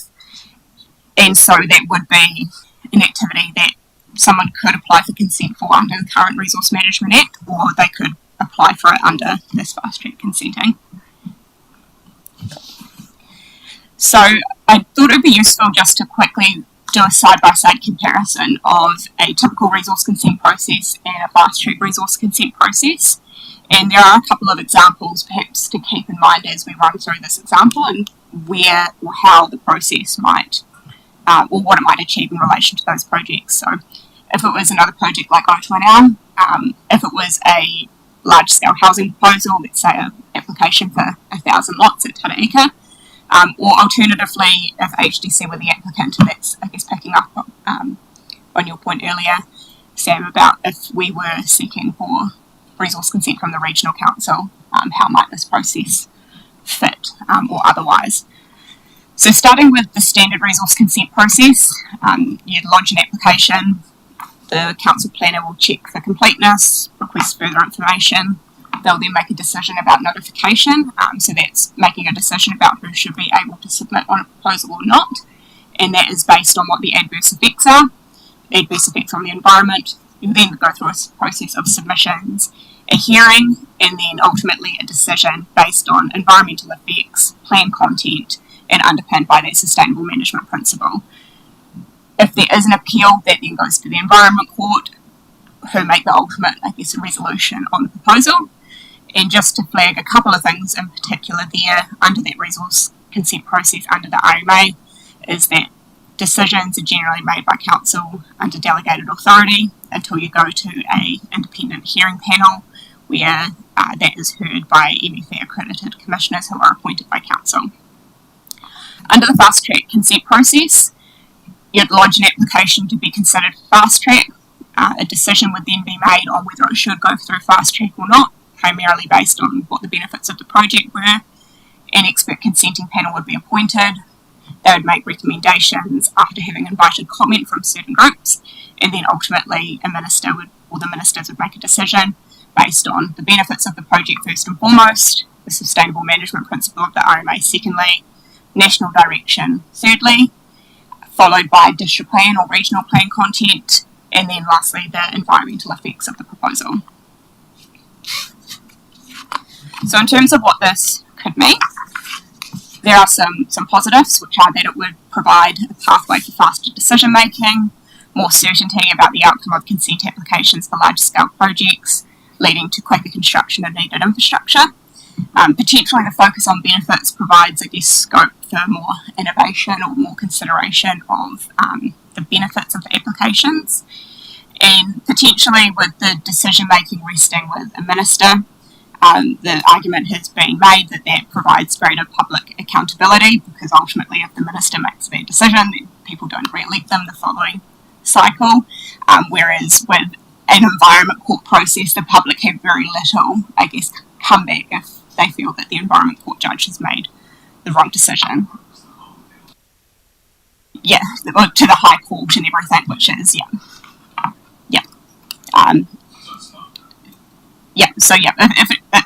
if you're part of a consenting process, like you're an applicant or you're a submitter, and it ends up in the Environment Court, you can further appeal to the Environment Court, but only if you're one of those original.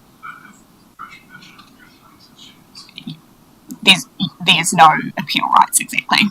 Yeah.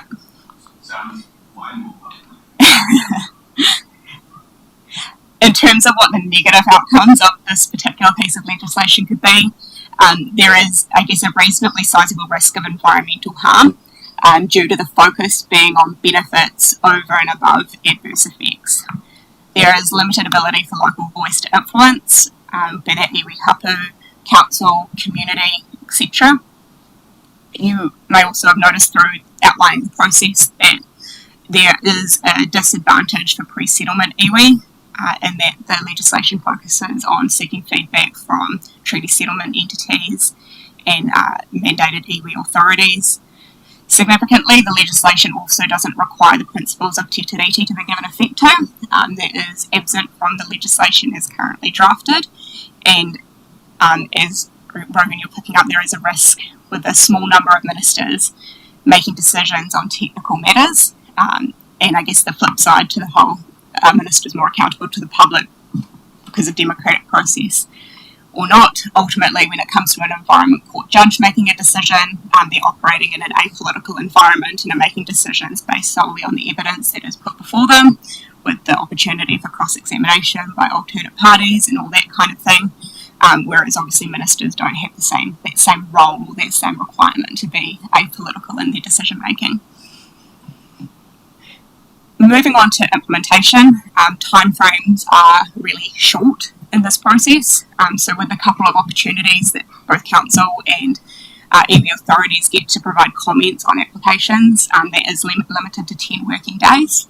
So pretty tight, considering these will largely be for pretty big applications that have a lot of complex information associated with them. And something there for council to consider is if this legislation or if this bill moves through the process and it's passed and we start being asked to provide comment on fast track applications, how would you like to see that process work with that 10 working day time frame being put in place? Secondly, in terms of implementation challenges, is it's currently not clear what regionally or nationally significant means when making that decision, both as to whether it should go through fast track and then whether it should be approved. At the moment, that regionally or nationally significant decision will be based primarily on ministerial interpretation. moving down to some of the, I guess, the lower level sort of stuff is there actually capacity in the system for this type of process to work with sufficient efficiency? And that comes down to things like availability of people to sit on an expert consenting panel, with already 100 projects being considered to be listed, and that doesn't even account for things that are then applied to go through that referred process. There does seem to be a challenge there. Another more significant consideration for council is that these are large-scale projects. They will likely have a burden on infrastructure, and council has a limited role in this process. And so what remains somewhat unclear is how are the costs of providing infrastructure to support approved projects expected to be met? Are these going to fall on councils? Are they going to fall on developers? Is it going to be somewhere in the middle, or is the involvement of the Minister for Regional Development an indicator about there being some form of additional support for councils that are the subject of approved projects that don't feature into their long-term planning and infrastructure planning?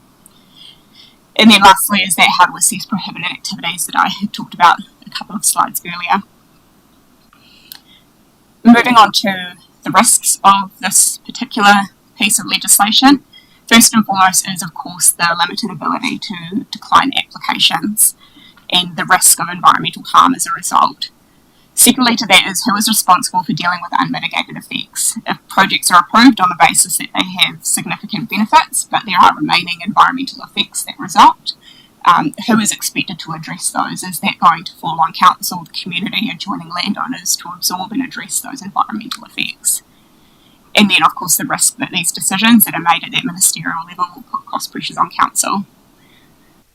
Further to that is that proposals have to be assessed against RMA plans, being sort of the third tier on that matter of consideration, but they do not have to meet the RMA purpose, so there's a bit of a misalignment there.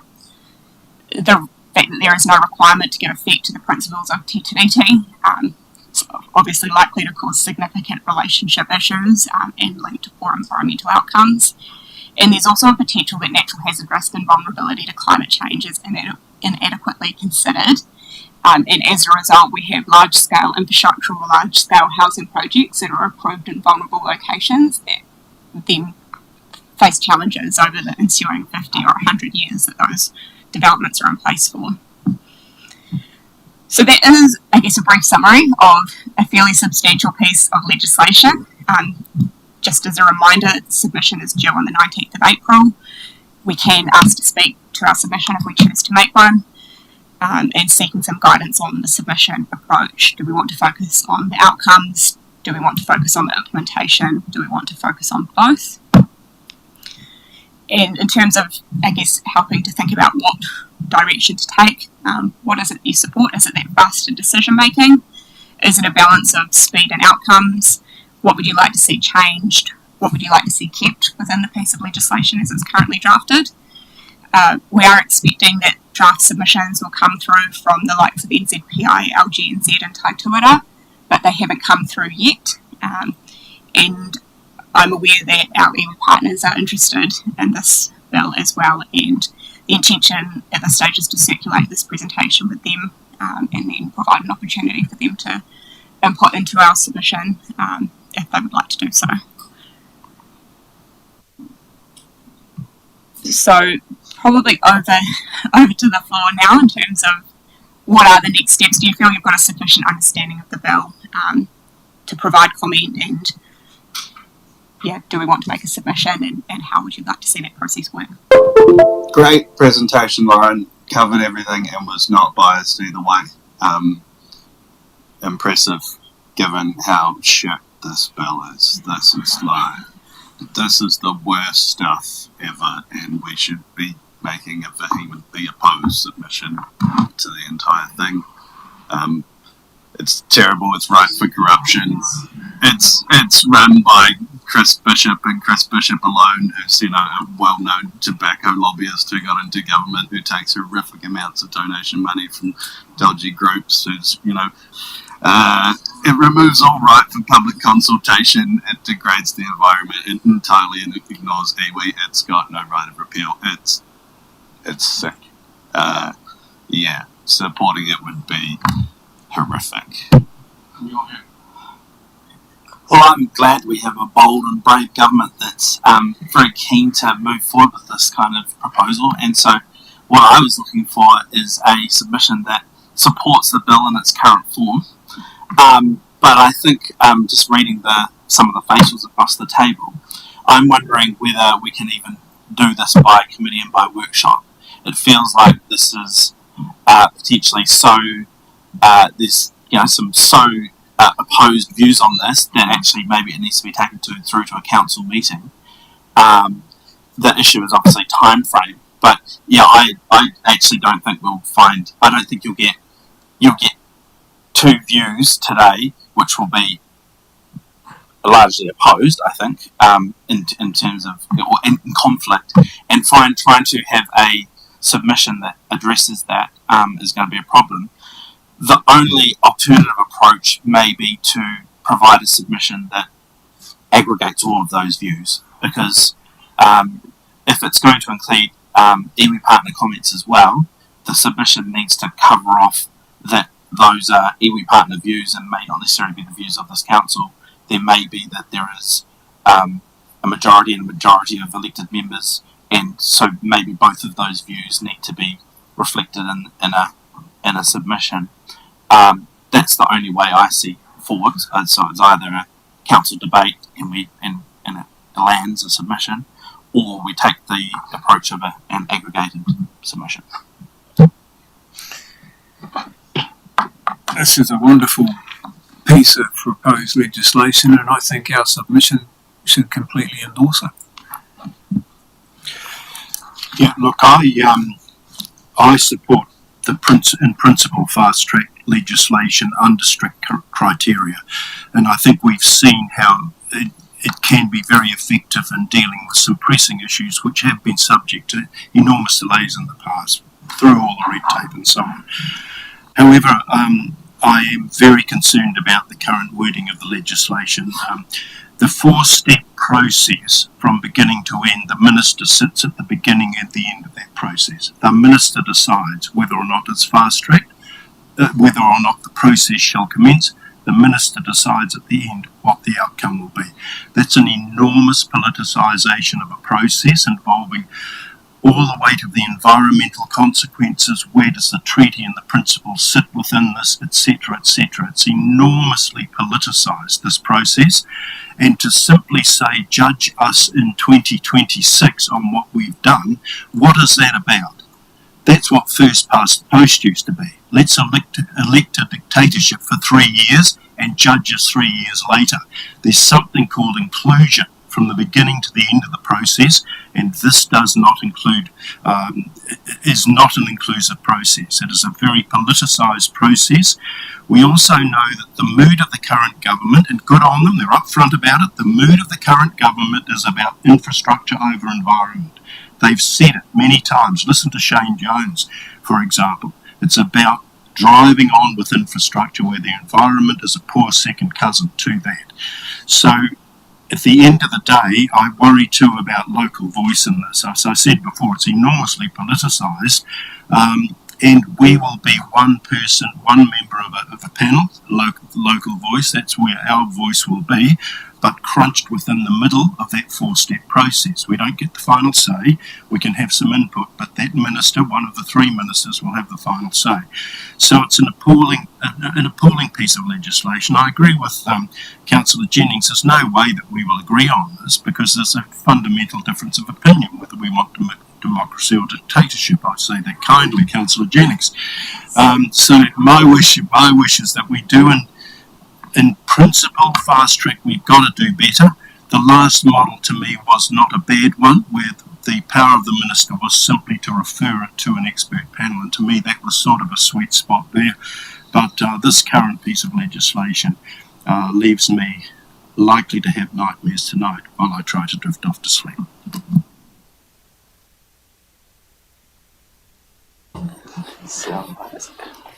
I actually support the fast tracking mechanism. I think we've been caught up with the likes of the Environment Court too much, which probably only the lawyers get a good return of. For me, I do think we need more community community say and involvement by our partners, because I don't think it's that, but it's just probably finding that sweet spot. Unlike Councillor Allen, I probably will sleep tonight, but I think the fast track is an option I would support totally.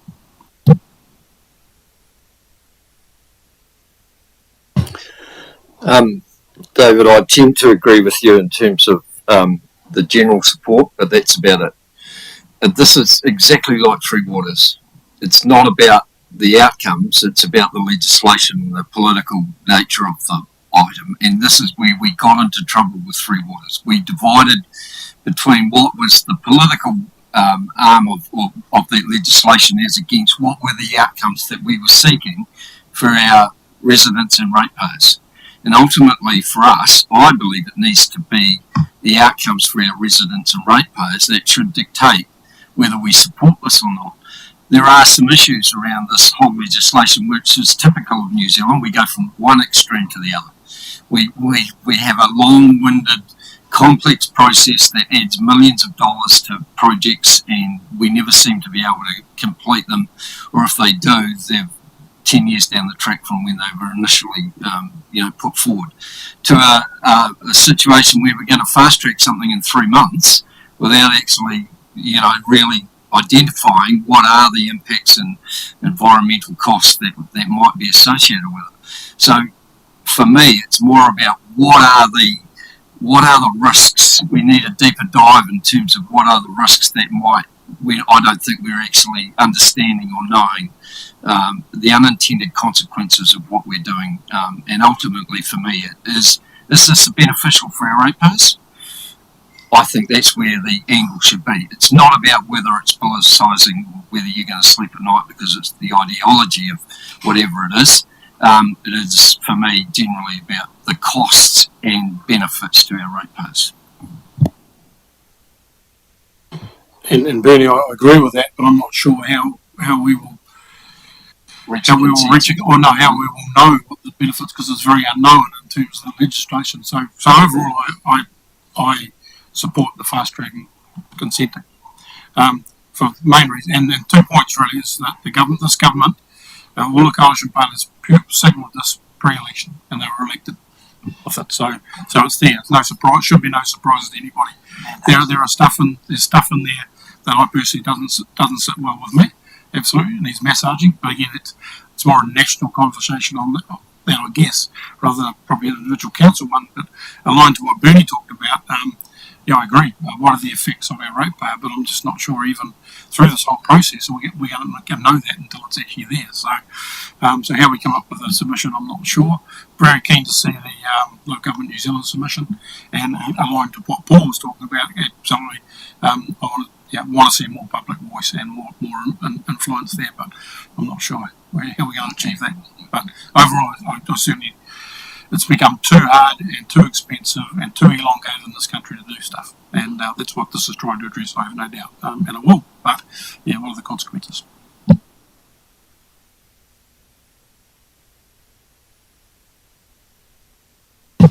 Te mea nui o te ao, he tangata. What is the most important thing on this earth? It's people. What sustains people is your land and your environment. I don't have any other words to say. The legislation's appalling. I couldn't possibly support this legislation in its current form, nor the fast-tracking consent process that's been promoted here. I think that test cases are required to actually embed such legislation as this. They need to put some fruit on the table to show us how fast-track legislation is going to benefit a process that they say don't work, that they created. If there was any submission that this council was ever going to entertain, it would have to be to ensure that our iwi partners and our community are able to be a part of the decision making, not just to be consulted on. I think that it's an exercise to take away more rights of more people.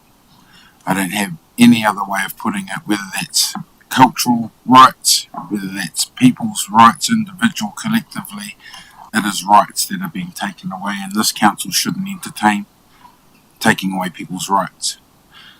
Mike is always on about democratic process, So I'm not sure, Mike, that this fits the bill, because you were pretty quick to support it. But if this is what you call democracy, then I would consider that you wouldn't support such a bill without including people being a part of making the decision.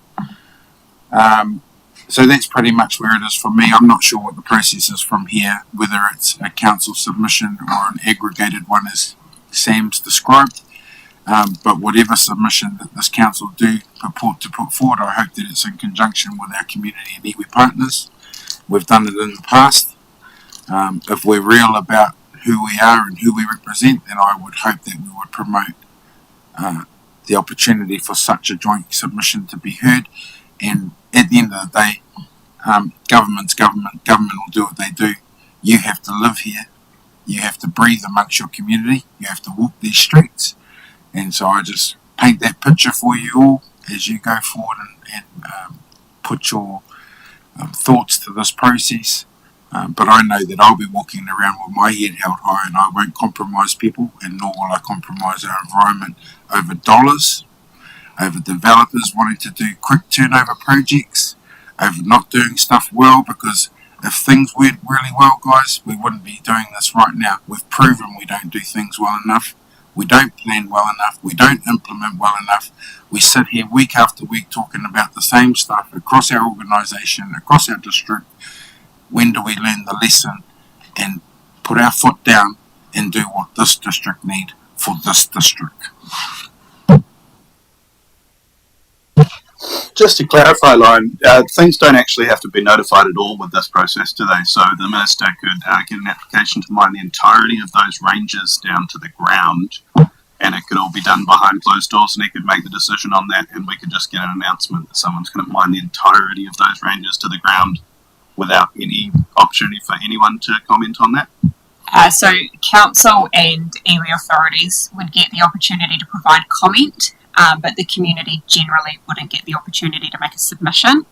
There also isn't a requirement to have a hearing, so the providing comment and the consideration of that comment could be done in writing and then summarised in a decision. Cool. And then if we didn't like that that was happening once it started happening, we have no right to appeal that. That's right. And similarly, like the Foxton Ramsar side, if I wanted to put a giant fracking mine there that infected all the groundwater and did anything, if I had enough money, I could probably just do that, right? If there were regionally or nationally significant benefits associated with that proposal. It seems that the workshop's descended into hysterical examples and playing the player rather than the bull. But so what I'm thinking is actually, so my perspective on this is, I don't think we should make a submission. I think this will be too divided. If individual elected members want to make their own submission, they're free to do so. As are members of our public, we can publicise this on the council's webpage, on our Facebook page. Say if you want to make a submission, if you members of the community, if you want to, this is what you need to do. But there's we clearly had this is just going to descend into chaos. We've already started with we're at extremes, and I just don't think we're going to get anywhere with a submission. Even an aggregated submission, I think, will just be too controversial, because I think that people have clearly, have quite fixed views on this, and I just don't see us providing a submission to a select committee process that is going to actually be of any value anyway. So better to leave it to the individuals. Yeah, I'd agree with Councillor Jennings on that. I think in light of that it actually invokes massive ideological differences, it's not something we should actually consider making a submission on reflection. In terms of the democracy aspect, that becomes a matter of ideology too, but democracy was served when this government was elected, like it or not. I didn't like the last one. I don't know about this one. Some people feel differently. But that's what you get with democracy. This is the government we've got. But yeah, I agree with Councillor Jennings. No submission. Yeah, on that basis, we were elected to represent our communities, and I think it's important that we actually put a view on the table and shape or craft what the end result is going to be. I think you've got to look at this as a process from end to end. And I guess in terms of thinking about that, would you be perfectly comfortable with this process if the MP making the decision was blue, or green, or red, or yellow? And fundamentally, now, forgetting about Winnie, he's almost too old that we won't have to worry about Winnie for too much longer. Natural causes will provide for that. So, I hope he's not. So I think the thing is about the process, right? And you need to be absolutely comfortable and have full high-level trust. I'm all for speeding things up and getting stuff done, and I applaud the intent, but there are significant flaws, and I think by submitting or being able to submit, we can actually address some of the flaws that sit within how this is proposed right now to strengthen the voice of local voice, and strengthen the requirement to give further effect and consideration to the Treaty of Waitangi, climate and hazards. This isn't about slowing it down, it's just about making sure that we've given full and due consideration to those factors, and I think that gone are the days where you have a process where you do not have a right of appeal. And I think that in terms of submission, the biggest failing in this is that you need to be able to trust that person in blue, that person in red, that person in yellow, or that person in green to make the right decision in the longer term, not just for a 3-year basis. So I think for that reason alone, the appeal process needs to be a focus around. There needs to be a mechanism to test the decision that has been made at that table by that person.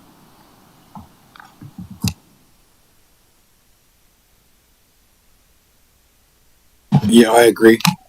And it also needs to point out some of the dilemmas we as a district have when you're talking about pre and post settlement EMI and how we're able to pick and choose who we work with, which create us further dilemmas. So this council should absolutely be submitting. People just need to get a bit brave.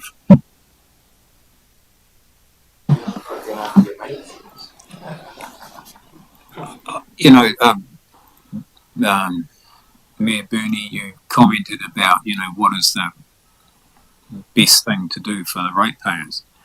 I think ideologically it makes it almost impossible to figure out.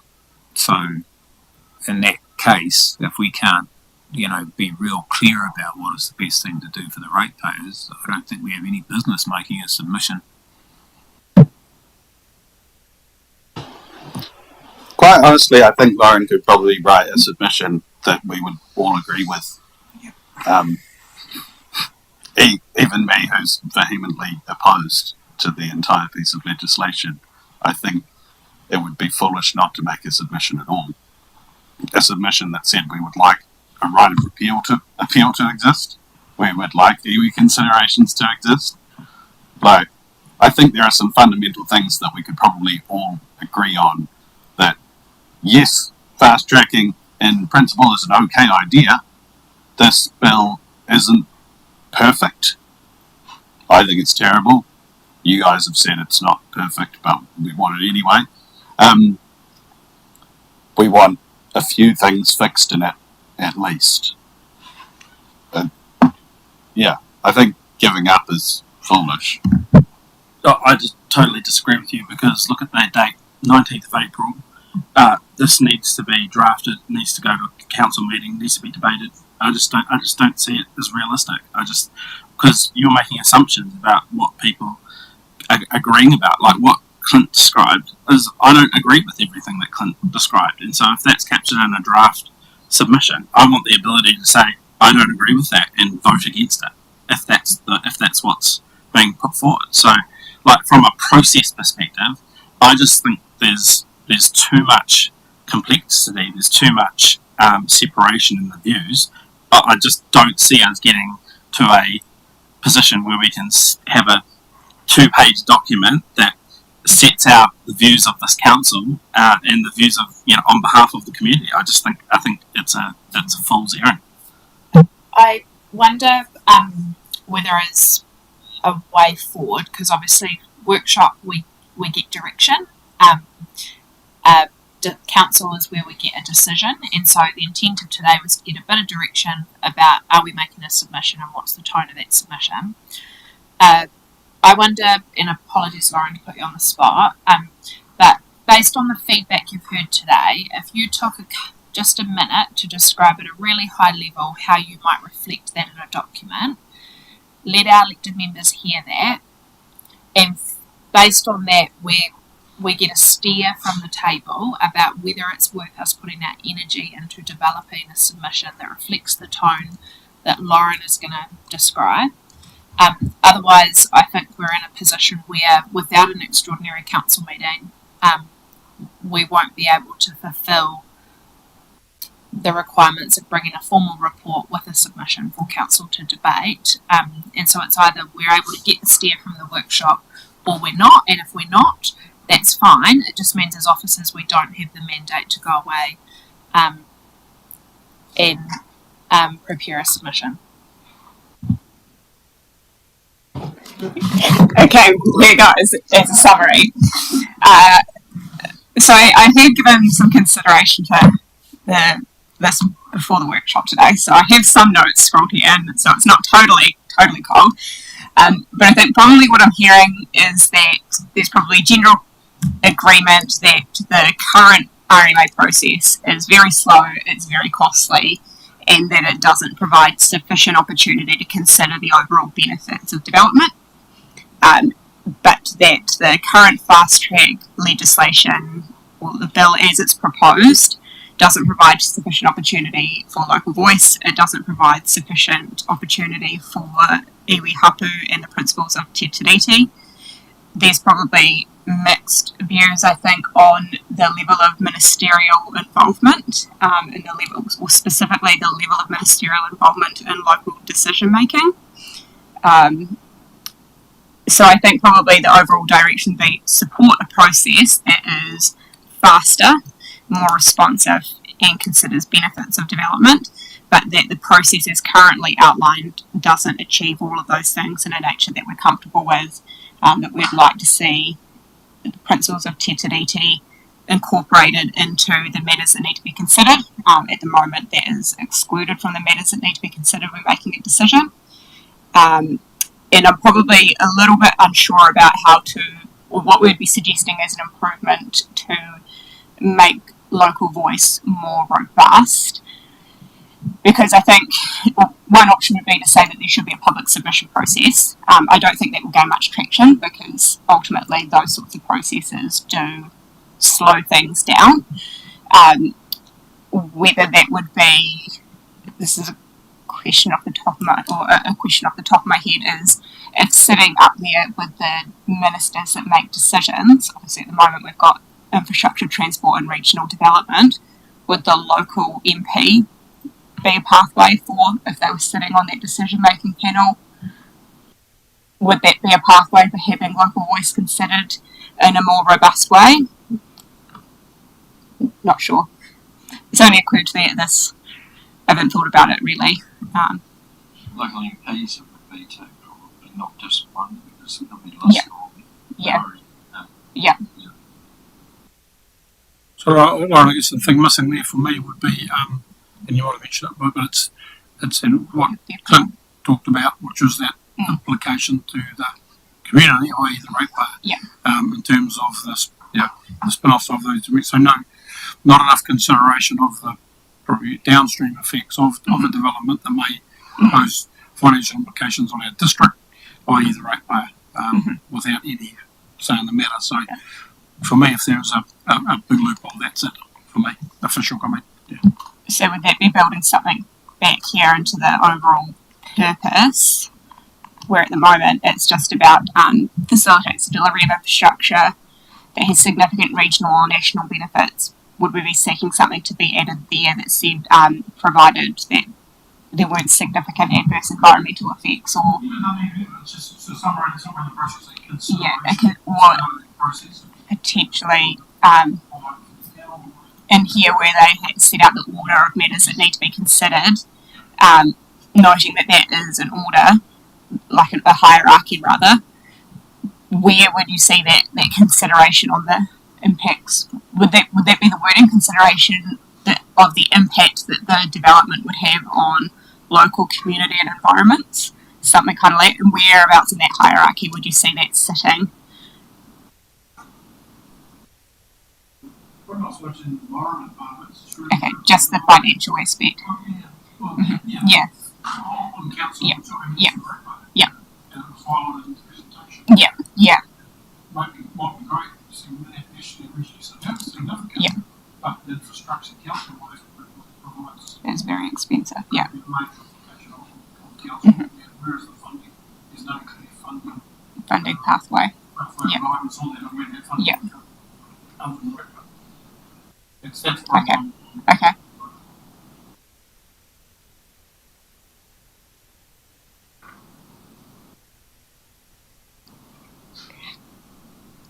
Okay.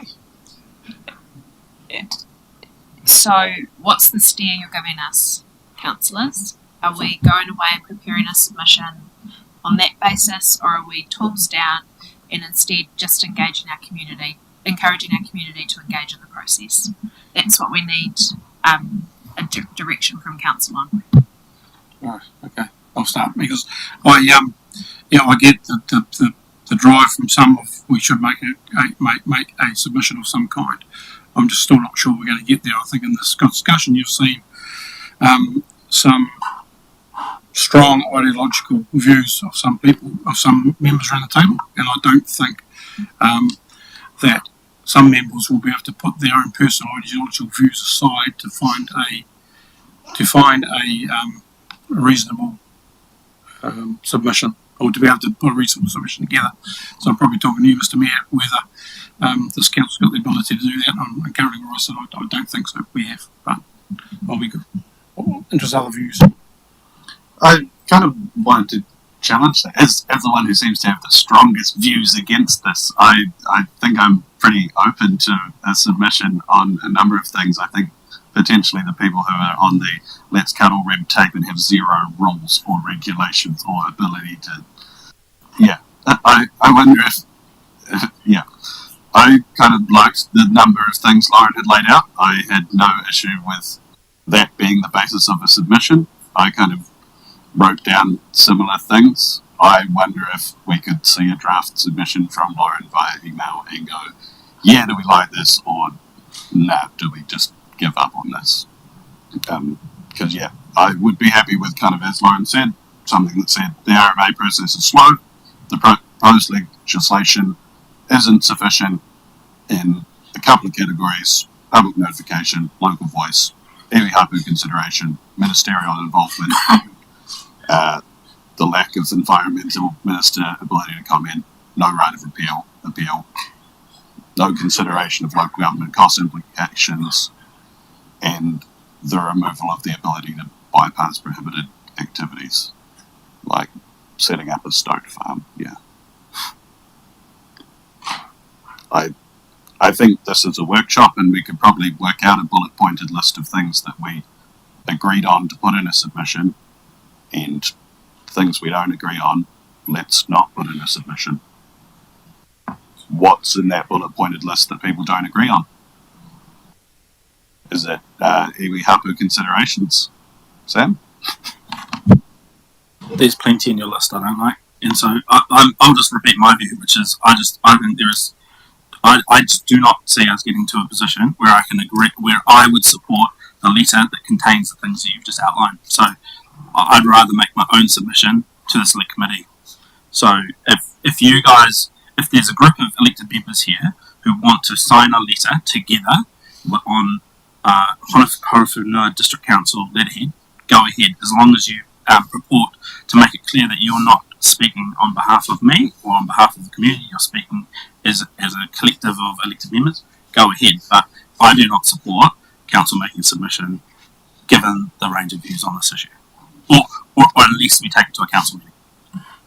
Because the council meeting is where we're democratically accountable for our views and our decisions.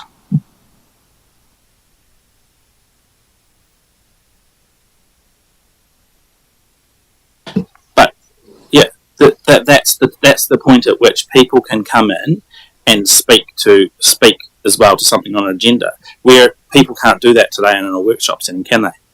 So, yeah, I think absolutely.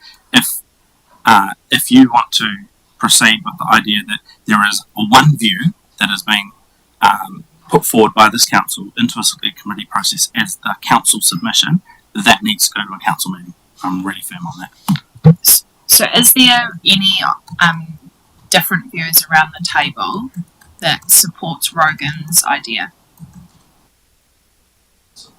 Yes, that supports the that we do make a submission, or otherwise the sense I'm getting is that it's tools down for us as officers. I really feel we're between a rock and a hard place. The timing is appalling. The best way for this to have proceeded would have been for it to have come to a council meeting, because for me this is one of those truly defining issues for us as local governance members. What this proposal is, whether I agree with it or disagree with it, is a fundamental shift in how we do business, not only for our community but also for our land, for our environment. And for this not therefore to have come to a council meeting where we could have agreed to disagree, gone with a majority vote, that would have been the perfect outcome. But at the moment we're in this situation where we're trying to, through a workshop, which cannot be a decision-making body, put together a proposal to be emailed out, which really has no mandate, because we're not in the decision-making forum. So reluctantly, and I say very reluctantly, I have to agree that this is not really the place where we can make the decision, but I wish the timing had been better. That's all I can say. Could we not, don't we have a spare Wednesday with nothing in it, the 17th of April, where projects draft submission could be drafted by Lauren, elected members could provide feedback on an initial draft, and then the public debate could be had at an extraordinary council meeting on the 17th of April with a democratic majority decision, then go forward to submit in time for the 19th. Yes, we could, although the extraordinary council meeting would need to start at 11 a.m. because the team are just about to put a workshop for 3 hours in your diary from 12 to 3, and then we're heading off to another Orokawa before we go to the business awards launch. So yes, establishing an extraordinary council meeting for this purpose is an option if that's the steer you want to give us, and I can then discuss that with the mayor, who, under standing orders, can call an extraordinary council meeting. Cool. I support that. Yeah, I support that too. Sounds pretty democratic to me. Yes, I'm for it.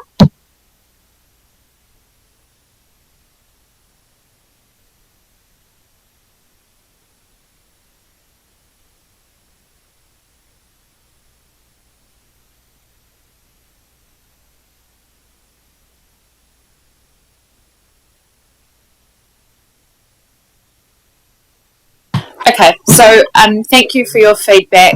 Off the back of the workshop, we'll discuss with Mayor Burney the feedback he's just heard about the need for a potential extraordinary council meeting. He'll obviously consider that, and then we'll determine whether an extraordinary council meeting is allowed for, and then if it is, then what we'll do is prepare a draft submission to bring to that extraordinary council meeting, noting that that extraordinary council meeting between the 17th and the 19th doesn't provide much time at all for significant changes, and so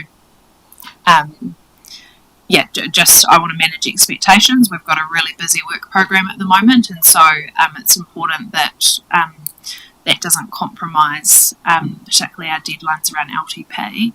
I do just want to thank you, Lauren, because as was reflected, you've done a great job with this presentation, and it's a complex matter, and thank you for your professionalism. Just a quick question, Monique. Then I think that based on what we've just discussed in terms of process, then it should be open to elected members to be able to draft a submission as well as an option for elected members to consider. So that then when the council paper comes along, it's option 1, do nothing, option 2, council prepared submission, option 3, this elected member prepared submission. I don't know if others think that that's a way to go.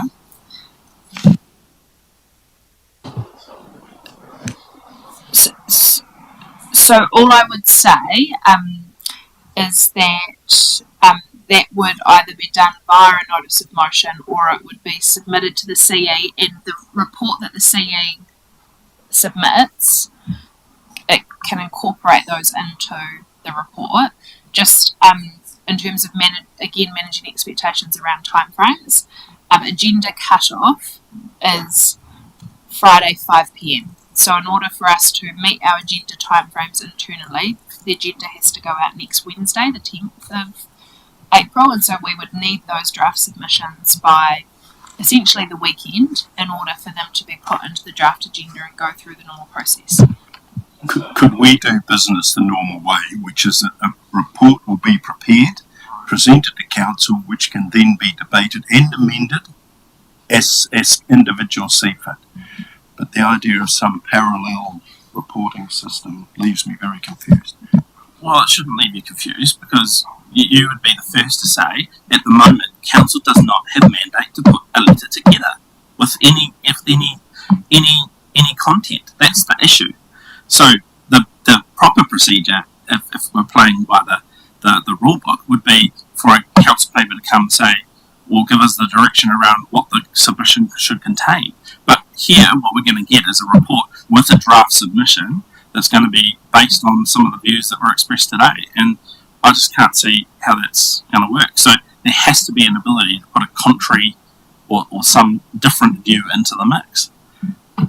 And look, without wanting to prolong the debate, the report will come collecting the views that were presented here today. There will be options for us to consider, and that will be the process by which we engage. That's what happens with this normal business with council report. An option is that we draft 2 submissions. We draft a submission that is described by Lauren, but also so essentially two opposing submissions, and that they come to the table for debate. Noting that those submissions could be. In that case, can we have 3? Can we have Sam's like, I really love this one? Can we have a middle ground one? And can we have one that says this is terrible? Because it's terrible. Others to prepare one too. They're sitting in the back. They might want to prepare one as well. So why can't iwi make their own submission? Yeah. So then the only alternate view is no. Sorry, I'm talking. So are you. The issue is, and I said this right in the beginning of the workshop, is then the only other view is to have an aggregated submission which covers all the different views. But how are we going to put that together? It's just not going to. Because we haven't asked you to do a job. But I'm not going to engage with you because it's just hopeless. You just don't even respect normal, ways of communicating. Okay, let's just leave it there. Monique, in terms of, is there the possibility of actually getting a draft of what Lauren is projecting, proposing before that meeting, rather than just getting the agenda the Friday beforehand? Because I see this is going to turn out a lot like there will be a divided table in terms of whether we accept this or not, regardless of what's in it. Because I can't see getting a clear consensus in terms of where this council is represented on this.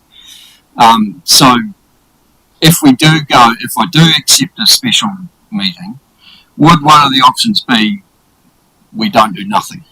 We do not submit. Right.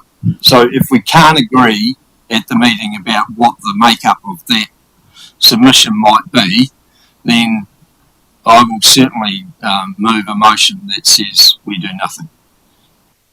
Because what worries me is that even if there'll be someone away, because Jonathan's already an apology for that meeting, so it's possible that it might be 6-all.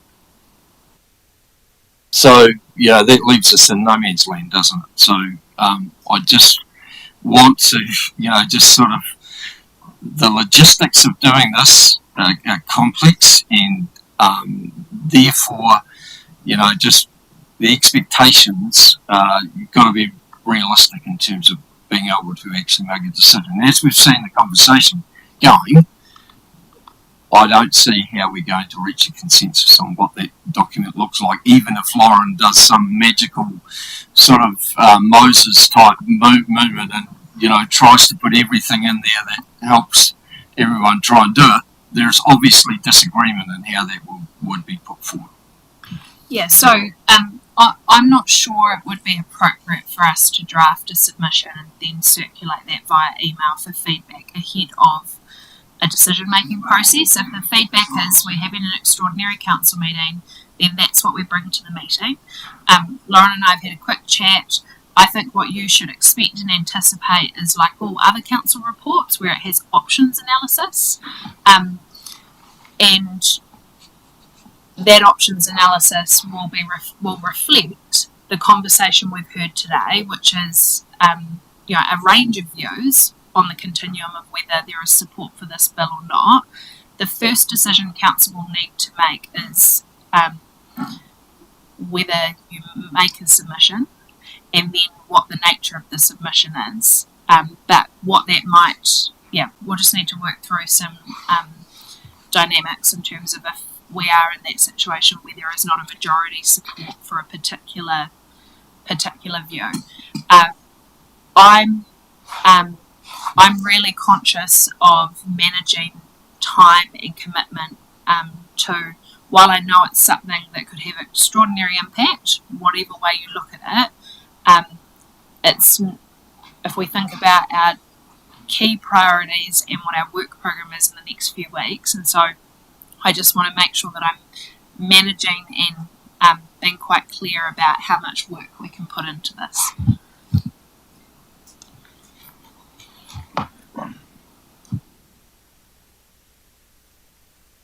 So you would anticipate there'd be an agenda, if the Mayor was to determine we would call an extraordinary council meeting, we would release that agenda next Wednesday.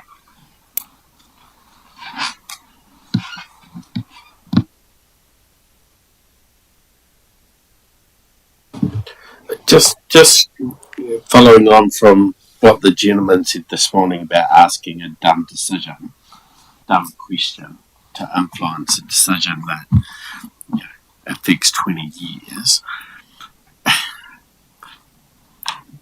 Why is this process sounding different from how we have treated other submissions that we've made? During my time on council, we've formed various decisions that have generally been formulated by council officers, have been circulated with elected member feedback requested and provided, and I don't recall ever officially endorsed at a official council meeting. So I'm open to reading something that Sam or any other elected member would like to draft that supports one position or the other at any point in time. So I guess I'm just questioning. I guess it's Sam's position that he wants it endorsed at a council meeting, but it seems a bit strange given that our processes for making other decisions and other submissions are different. I hear you, Councillor Grimstone. There are many examples of where we've formally brought submissions to council, and typically it's either where there is not clear consensus around the table that we've received via a workshop, or via emails, or where urgency has not allowed us to bring it to council. So I think a really good example, we obviously submitted our submission to the GPS yesterday. Elected members were given the opportunity to provide feedback to officers. Officers prepared the submission. We circulated a draft submission. There was some more feedback that we incorporated, and then it was submitted. Had there been, completely opposing views as we'd sought your guidance, then coming through to council is the normal process. So it's where we don't get consensus or where we don't get a steer. And so what we don't have from today is enough of a steer because of the wide-ranging perspectives, and so therefore it doesn't make staff safe to finish the job. And Clint Three Waters was exactly that sort of issue. It wasn't unanimous around the table that we joined C4LD, but that was the position. A consensus was reached in terms of a majority. Didn't necessarily reflect the views of all that were around the table at the time, but that's the way democracy works. Or not? Well, it works.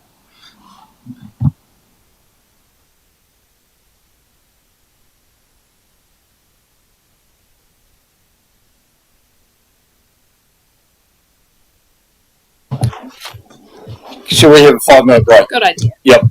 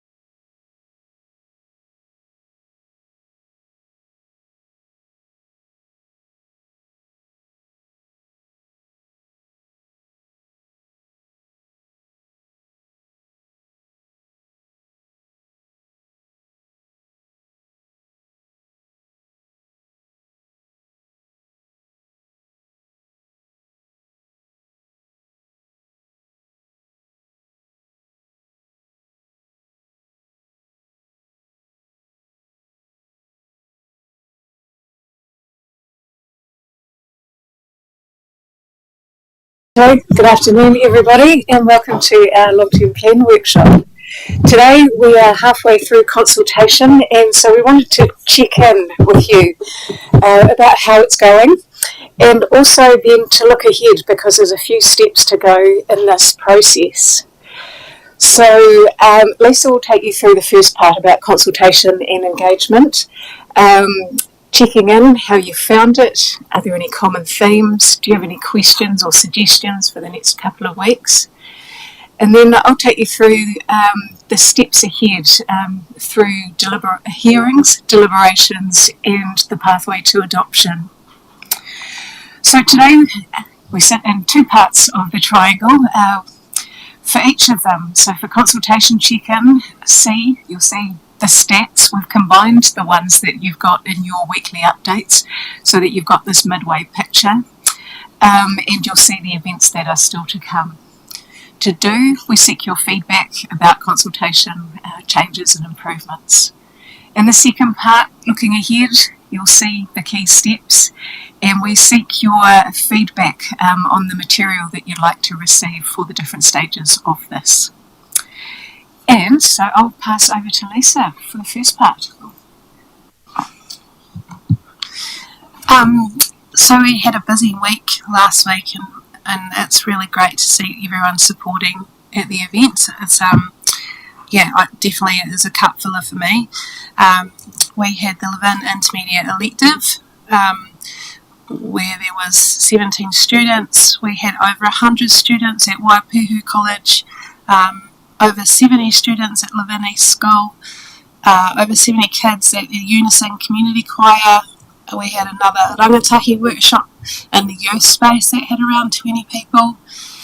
We've had 2 citizens panels, we're averaging around 25 people each for those, and we had a special request for a citizens panel at Shannon on Thursday night, which was really, really excellent to see a diverse range of people out. The Facebook Lives are going really well. Notably, the fees and charges static post kicked off last week, so that was quite interesting looking at all of the comments on there. And then obviously the what services do we need, and last night Councillor Jennings and Mayor Burney did well at just running people through that. Not too many questions though. So I think overall we've got a couple of the councillor Let's Corridor have had about 1,300 visits, around 100 consultation document downloads, 200 fees and charges downloads, and we're getting questions in regularly, so we're adding to our FAQs and adding to the Excel spreadsheet that all of the council officers are endeavouring to answer. We've had 59 submissions so far. Is that right? 82. Oh, sorry. 82. Yeah. There's Yeah. been a little bit of an increase over the weekend. And it's interesting, all of our marketing has been organic.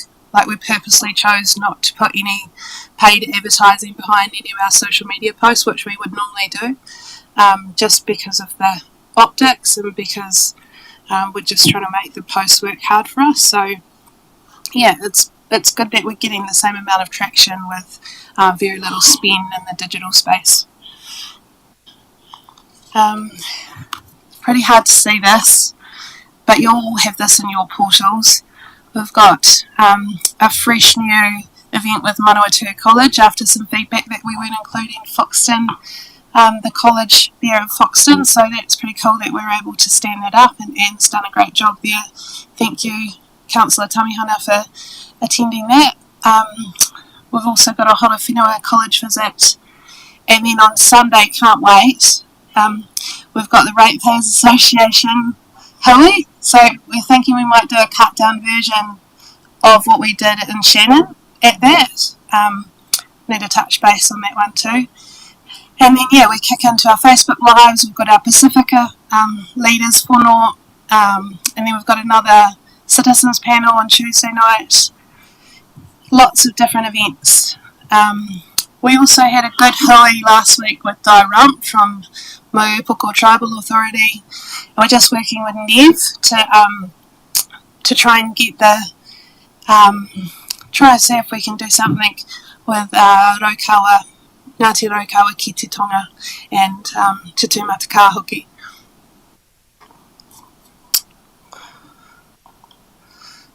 So just questions, like I'm seeing some things come through and they've been quite different across the various groups, which is fantastic because that's what we want is a diversity of voices and but yeah, just wanting to see whether anyone here around the table that have been to various events are seeing different voices or different views, different themes.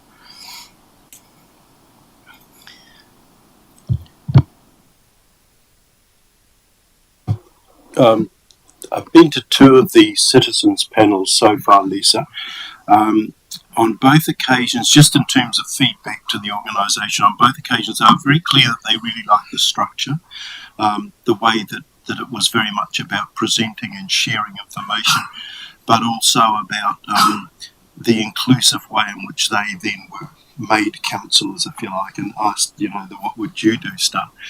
And in terms of the actual feedback itself, what's impressed me is, although there haven't been very strong, clear themes always, it's always been sort of solution focused. It's been very much about them identifying issues but understanding the challenges around those issues. So it's actually been, in my living room, probably one of the best, most engaged and positive sort of environments to have been in. So I note that the couple with the councillor, I think, is a really complementary alternative, because that's very personal one-on-one, and it's been quite moving at times. I've had 2 occasions where people have actually shared their balance sheet with me, for want of a better term. This is what it means to me, and that personal thing has been really, really valuable too. So those different outreaches, those different ways of connecting, I think have been very good. Yeah. So just some thoughts off the top of my head.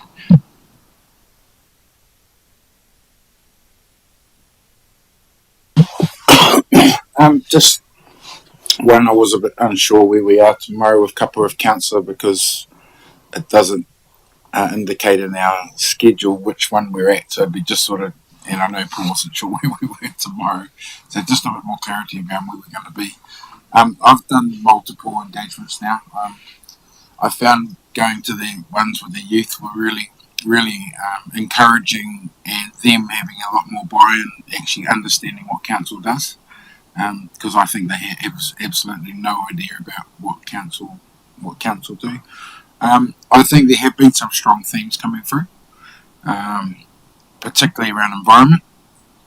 I think every age Genera has in some way pointed out the environment. The lake comes up a lot, doesn't matter whether it's Shannon or Foxton, it still comes up as something that they consider council should be working on.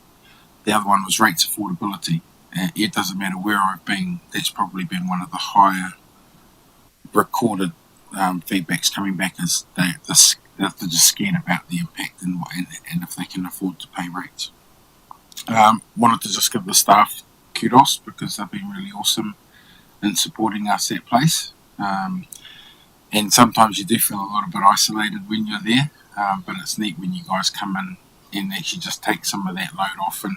And Couple for Council was interesting last week because I think it was just me, and then thankfully he turned up, but there was like 3 or 4 people, so you can't, as an individual, you can't engage everyone's conversation. And in fact, one of those people got upset because we weren't able to give them that time, and so they just get up and say, "Oh, you're not bloody hearing me anyway, I'm going to go."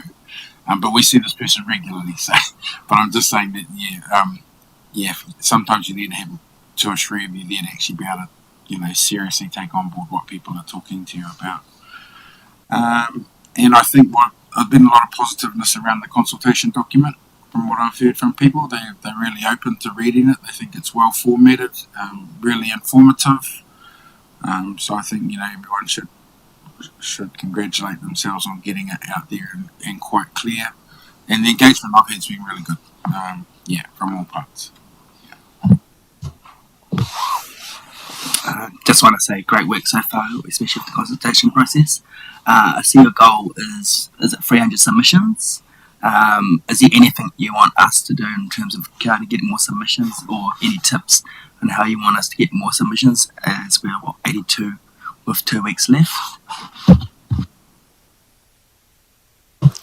I would say just ask for people to complete their submission. So part of the process for us is obviously capturing that holistic feedback. We're asking what's important to people, what would they prioritise, how would they manage waste, but really where the rubber meets the road is them providing a submission to council.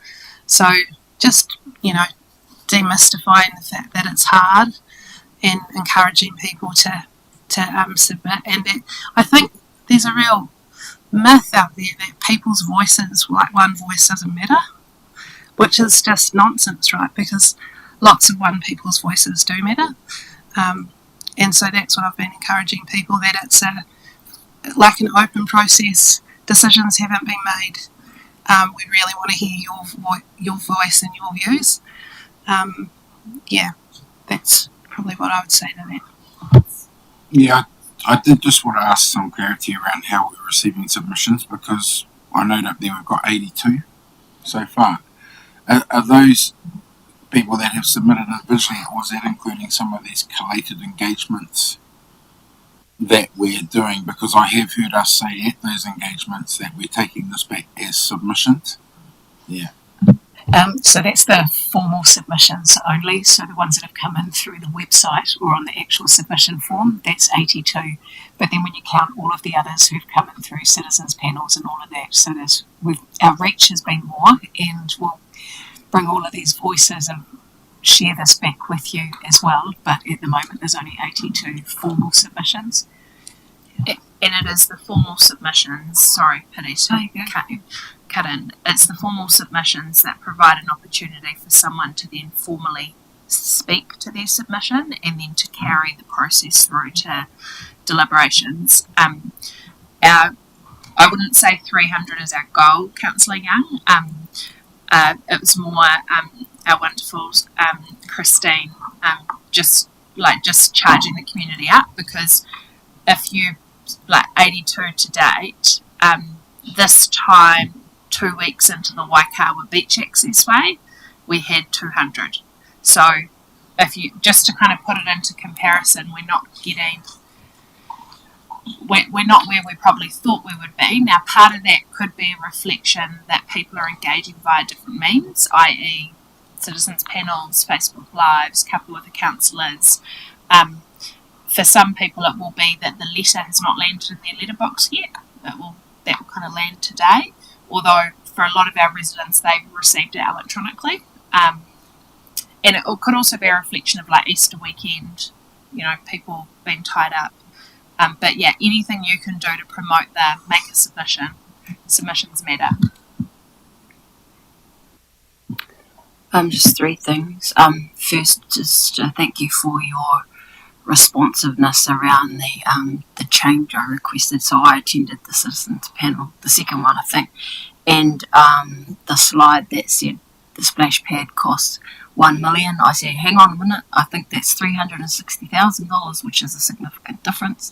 It was confirmed later by the Parks team, yes, it was $360,000, but they in that $1 million included the new toilet block, which cost more than the toilet, more than the splash pad, and it also included footpaths and landscaping. That's why it bring the total up. So if ever you're asked out there how much did the splash pad cost, it is $360. The second thing is, and you gave us the heads up, right, that some members of our community were struggling with allocating a certain amount of money to a certain activity. Couple of guys were quite strong in there. Oh, you got to be I'm not doing that. Don't treat me like a 9-year-old. I was like, oh heck. And then I was like, well, how about you think about it like this? And then they said, well, that's your job to do. So I thought, okay, then leave the budgets to us. So that's some feedback. Then the last thing is that couple with the councillor for Lavin, it has consistently had a low turnout. Like last week for me and Ross, it was 0. Like for me, that's not good use of our time. And if that was a one-off, then I'd be okay with that. But it's actually a trend. Every time I go, very little turn up to the live-in. So I wondered, perhaps it's a time change for that kind of engagement. I don't know, but to be honest, I don't want to keep on doing something that's not working when I could be helping in some other way and be more effective in that space. So, yeah, it makes me reluctant to put my hand up for another couple with a councillor session unless I was going somewhere else that's getting like 7 or 9 or something, you know? Yeah, I'd agree with potentially thinking about a time change piece, because one of the feedback that is coming through on social media is around, well, I work, and she can promote other events. So, you know, maybe for Live-In we could trial and test and do something in the late afternoon, early evening on what's late night on at Te Takari Wednesday. I don't know. Maybe that's an option we could look at. I think the citizens advisory groups have gone really well. There seems to be really a good level of engagement. The fees posted last week obviously instigated quite an interesting trend amongst a couple of our constituents about fees.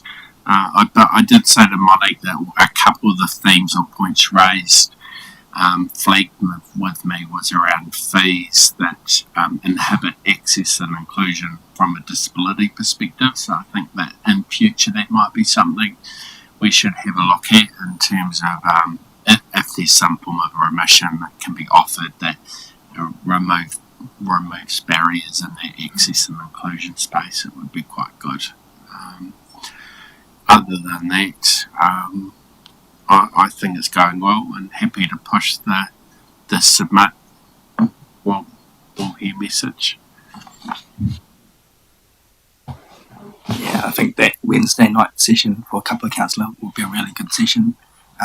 What time does the library close? Probably somewhere after work on Wednesday, depending on when we finish our council meetings. I think that'll fit one in. We do have a citizens panel of us 5 next week, Tuesday. We have Ratepayers Association meeting on Sunday.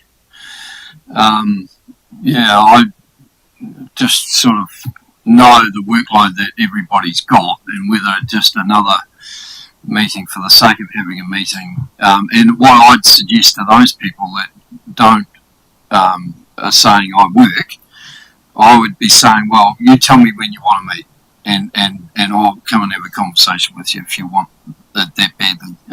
But the feedback that I've had is that we are being extremely open and transparent around this conversation. They appreciate what we're trying to do and making it like that there's plenty of opportunity for them to actually have a say, and they are, as you say, pretty engaged in terms of what the feedback. Privately, I'm obviously getting a number of emails from people who are, challenged around what a 17.4 rates increase will mean for them, and they're pretty much putting it on us in terms of, well, what are you doing about it? This is not good enough. And so, I wonder whether, just a little prompt in terms of responses for that sort of thing, just to help, because it's not easy when you're pretty much challenged at that time, as regardless of how much extra it is a week, they're on fixed incomes and they don't, so yeah. But generally I think it's going extremely well. I mean, I'm so proud of Anne for the work that she's doing to engage our young people and community groups. It's just beautiful to see their voices in their writing and what's important to them. While they may not articulate things in the same way as a grown-up would, the things that I've seen them, talking about what's important to them are things like the town centre transformation and retail and the lake and, many of the things that grown-ups are talking about as well. It's Cara will talk soon about how we envisage to share the outputs from all of the sessions, but we've got Nikisha, who's in the infrastructure team, helping us to input every single post-it note that we've had on a board, do some statistical analysis on every bit of LTP prioritisation photo that we've taken so that we can see, so we can provide you with some really good analysis on what people's views are who may not have written a formal submission, because I think our learnings from the long-term plan amendment is really we have to meet people where they're at, and sometimes that just means they're engaging with a quick poll on their couch at home on their phone, and sometimes it means they're going full, a full submission that's really planned and thought through. And I think this process is allowing people to really have their say at a point that's comfortable for them. So really excited to bring that to the table for everyone.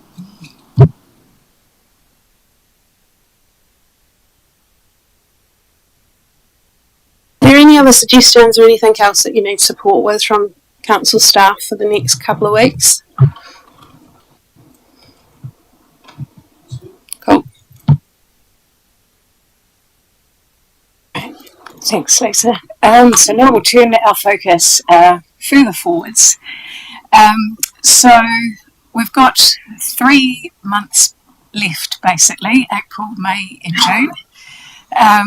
And in April, midway through the month, consultation closes.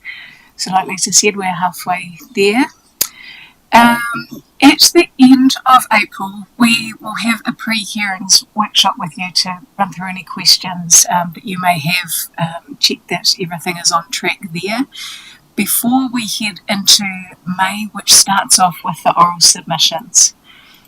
At the end of that month, we have deliberations, and then June is adoption, and you'll see there that we're proposing to split out fees and charges, and I'll talk about that more in a moment, just to step through each in a little bit more detail.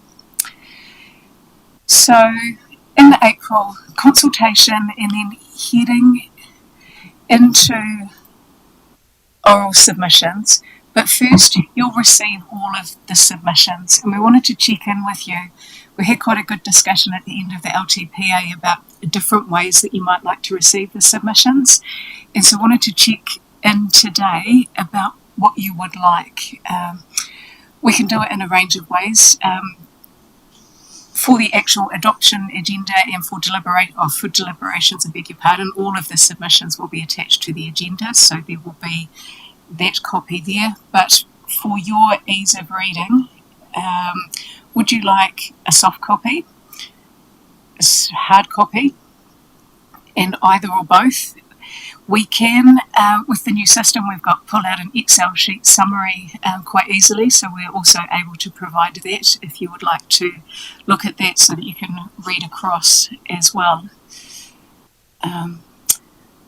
So yes, are you happy for me to put you on the spot and ask for responses, or would you like to think about it? Okay, great.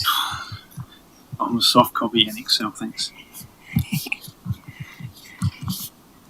In terms of the Excel, Caro, would that be just obviously who it is, and then the actual body of their summary? Because what's in terms of the submission process in the past, we've done it is there's so many pages of just the same thing. This is the front cover, blah, blah, blah, and then you delve down to find the actual submission itself, the body of submission. So anyway, if you're getting a hard copy, anyway, we could not give every page, rather just the summary page, and who it is would be, but whether you do that or not. We could have a look at that. Which, it's just so much wastage. It's just the body, who it is, and the body of the comment. I know you may not be able to do it with legal. Yes, I just want to be the legal beagle. if you're receiving the submissions, you are receiving the submissions. So at the very least, you need to receive either a soft or a hard copy. In addition to that, we can provide the Excel sheet. But as elected members, you must receive the submissions in full. You can't just have a summary. It's a lot of printing. Yeah. Well, that's why our intention is soft copy, and we'd rather just those who want a hard copy to put their hand up. Or let us know so that we just Copy in Excel would be great.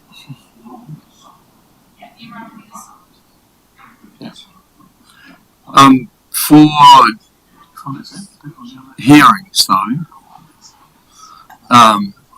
definitely want a hard copy for those that are speaking to us. And I don't know how easy that is to pull out, but yeah.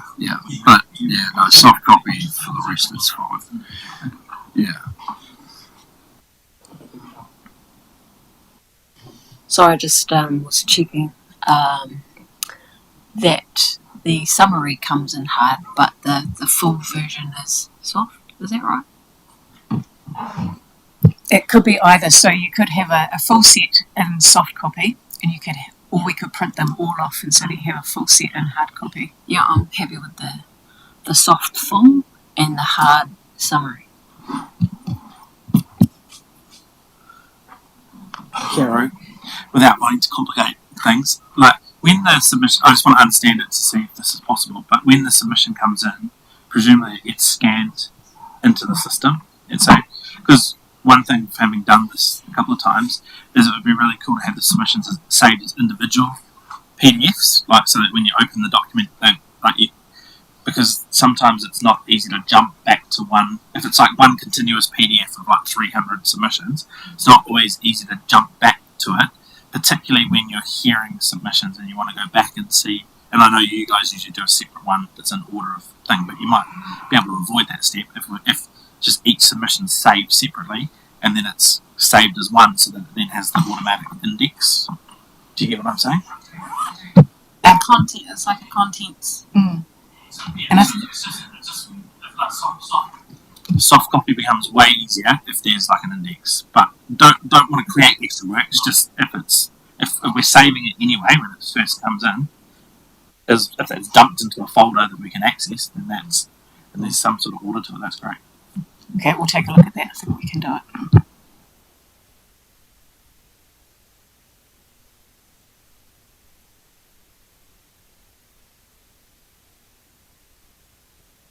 But that's okay. But that's okay. It was kind of that we found in the LTPA that different things work for different people, so that's why we kind of asked whether it was hard copy or soft. So has everybody said if they would like a hard copy? That was the kind of... No. For those of you who would like a hard copy, have you all said? Just to make sure I don't miss any of those. Great. Okay. Good. So this jumps to the point that me and Bernie was talking about.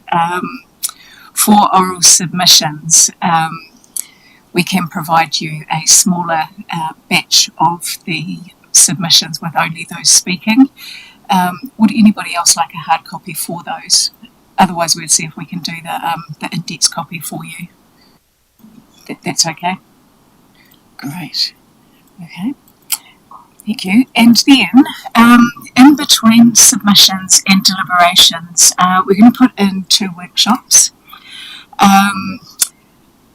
We had an idea that Lisa alluded to for the 8th of May. We wondered about having a consultation report back session because you've all been to different consultation events, had different experiences, spoken to different groups, and people have engaged in different ways. And we really want to ensure that your experience of the consultation isn't just limited to the events that you've attended. And so we've been exploring different ways about how we might share that information. And so we wondered whether we could use the time on the 8th of May as that consultation report back and basically have it as an elected member report back session We'll bring in all of the material from the consultation, the post-its, the analysis of the documents, all of those pieces, posters from the school groups and from others. You'll have all the submissions already. And then if you could share a summary of the event that you were at, who attended, your reflections on the feel in the room, themes coming through. We wonder what you might think of that. Reasons that we were thinking of this is it builds on your process during the LTPA where you ensured that everybody around the table had read all of the submissions before coming to deliberations, and that you'd all listen to all of the oral submissions as well. So that in a similar vein, this is designed so that you all have that full experience of what happened during consultation. It also, as Lisa talked about, values all the different types of consultation and engagement that we've had, that different parts of our community engage in different ways, and really wanted to see if you would like to see all of that and to share how you found it. So my calendar tells me I've got a council meeting that day. But are we going to do this before or after then? We would do it after the meeting. Okay. So you haven't got too much on the 8th of May council meeting at this stage? No, exactly. There's a bit on the agenda, but it's not going to take us 8 hours. Okay. All right. I just wanted to make sure that.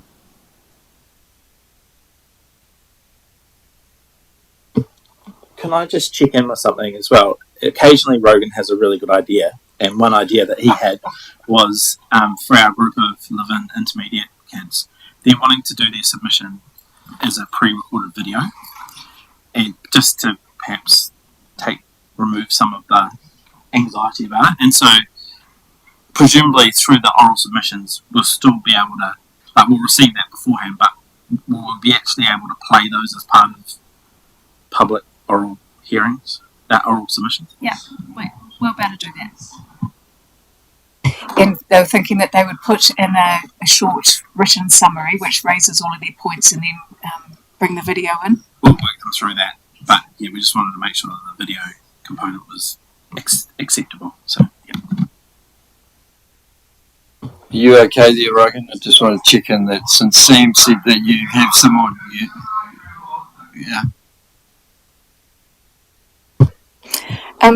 A second part of that sharing all of the consultation material, we wondered whether there might be a public element to that as well, like whether you think that there might be some value in us, say, putting it out in the foyer, putting up all of the material that we have received so that people, if they wanted to, could come in and have a look, have a wander through and just see what it looks like. You know, it's what we're seeing in the different pieces, it's really vibrant. You're getting that range of voices and just seeing what's important to the different groups, you know, the differences and the similarities, and wondered what you thought of putting that out. And we could let people know, of course, that it's there so that they would hopefully come in and have a look. But just wondered if there was any appetite for that. So what exactly would you be putting out? We'd be hanging up all of the posters and the sheets and things from the different events that we've had, and you could have a little sign at the top saying which group it was from, or citizens panels are here and this is kind of what we did, and different pieces as well. Yes, the reason I asked is it would be good if we can have it at Te Takere too, but that's just a one base. It would have to be based just in one place on that basis. Yeah, and that's okay, just in an ideal world, yeah. Because, there's, unless we can have like photos of it and there's quite a lot of foot traffic in Taua, and they very much engaged. A couple of the councils going also. Yeah. We don't have to have it here. It was just an idea that it could be at Te Takere. I'm trying to do a takeover for Fox, and I just wondered if, as well as, I think it's a great idea to have it in the foyer. I just worry about the amount of work it's going to entail. I mean, for what are we looking for in terms of, is this just an opportunity for the people to show that we've actually talked to them? I mean, we're not expecting any feedback from it, are we? We're just giving it to them as so that, how wonderful we are. We've consulted with all these people, and here's some of the things. So I just wonder about the purpose of it, that's all, and why go to all that bother. Yeah. I suppose the officer's perspective is that we think that the work that you as elected members and our officers have led is pretty leading edge. So here's an opportunity to mirror back to the community what quality community engagement looks like. So think of it like an art exhibition, but it's an engagement exhibition. But we could probably only commit to do it at one location. No, I really like the idea. And one location here is fine, yeah. But I think it's going to be a powerful visual symbol. I mean, all those sticky notes. I mean, that is talking back to the public about how they've talked to us. Yeah, it's great. We could see if the exhibition space is available at Te Tākitanga Okurahopo, and if it was, we could put it there as a part of the community consultation.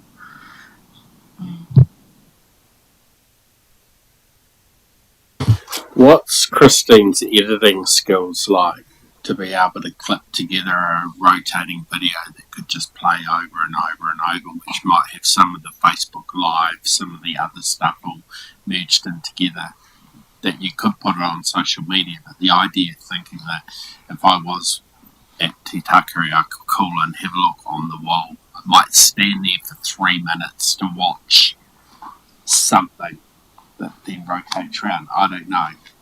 Great idea. We'll leave it with Lisa and the team to work through some options.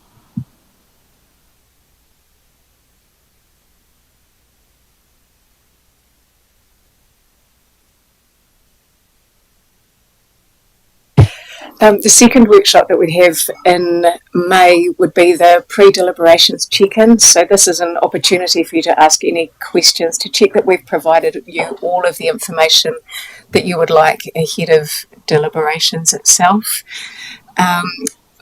Reading back through the lessons learned in the LTPA, it was noted that it would be good to have time to consider how this all fits together. So that could be an opportunity to just have some time to do that as well. And so then the 15th, deliberations on the 22nd. And then heading into June, we're proposing here to split adoption of the fees and charges out to the 12th of June and adopt the rest of the LTP on the 26th. The fees and charges aren't a formal part of the LTP, but we have done them alongside because they have connected in, as you've had discussions about public-private splits. I feel comfortable proposing this because you will have done this all together, that the consultation is joint for all of it. So are the oral submissions, so that anybody who wishes to speak on either would have that opportunity. And you'll have had deliberations where you can consider the policy settings ahead of doing this piece of work. A key reason for proposing to bring it earlier is to give time for the letters, say the dog registration letters, to be prepared, printed and sent out. What we found in the LTPA, we adopted it, or you adopted it, on the 28th of June. And that was really too short a time frame to get everything out to people without extending the dog registration period. So that was done, but it was a second best. So we would propose that we do split this out this time, bring those to you on the 12th, and then adoption of the full LTP on the 26th. Question. Yes. Does that mean we are adopting do we adopt the revenue and finance policy on that date as well? Because doesn't the revenue and finance policy set the basis for that? Am I wrong? They would have just. Yes, financial strategy doesn't matter. Well, it does matter, but like financial strategy is not relevant, but it's the revenue and finance policy, right? It is, but you would have considered it during your deliberations. So well, it's technically not in time for the fees. It isn't unusual that it would be adopted early, particularly because of the regulatory side of things.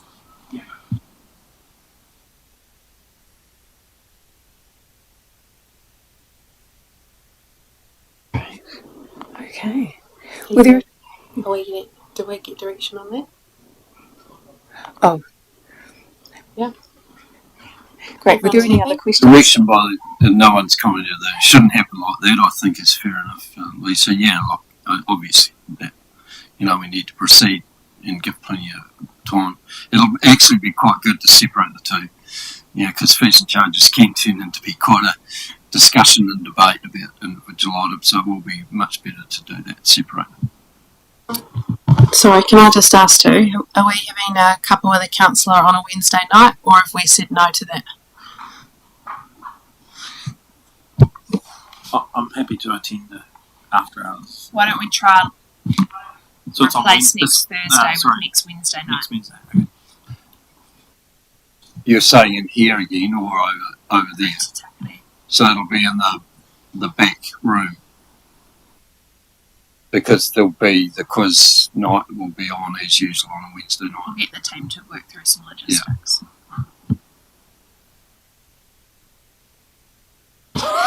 Okay. Just on that, we had a thing in Shannon, and like it was I think 6 o'clock.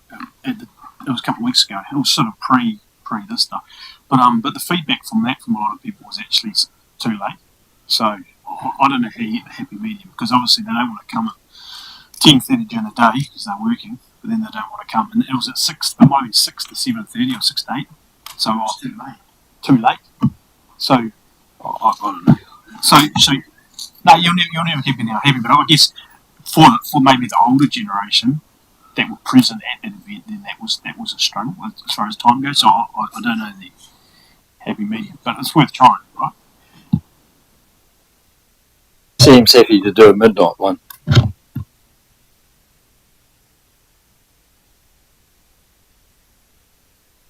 Okay. Well, thank you very much, everyone. That was really helpful for us. I wonder, Cara, could we just speak briefly to what elected members can expect in terms of draft reports at hearings?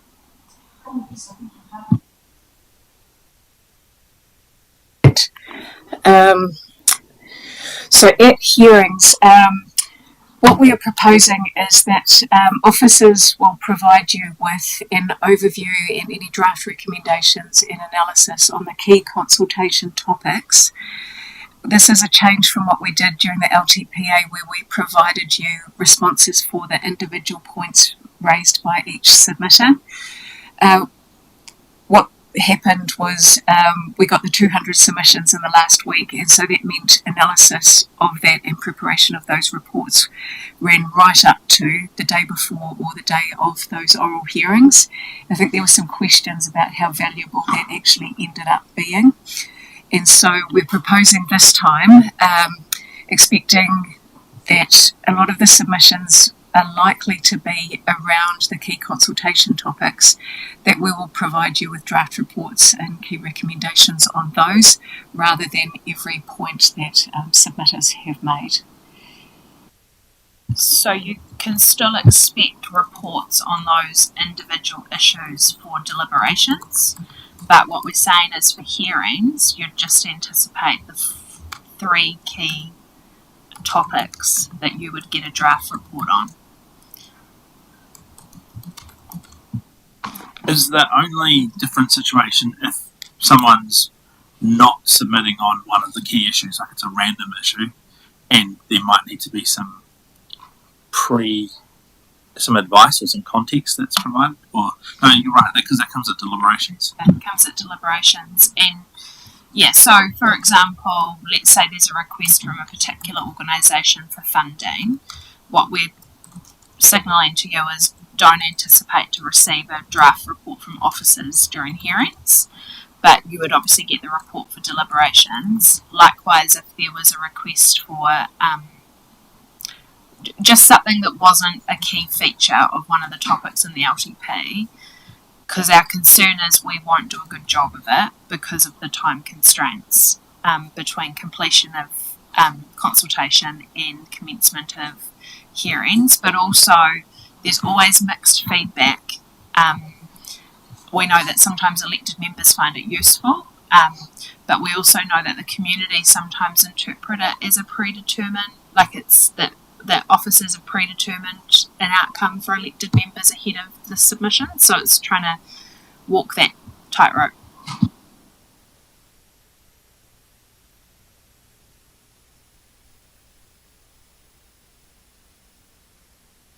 So will the submitters around those three key themes, will they receive the officer's report to the matter they've submitted on in advance of the hearing?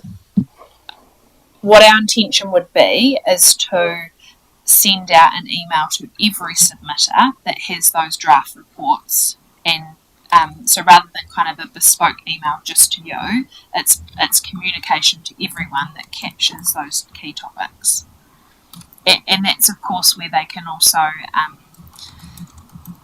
because for many of them they'll be choosing to speak to their submissions. Yeah.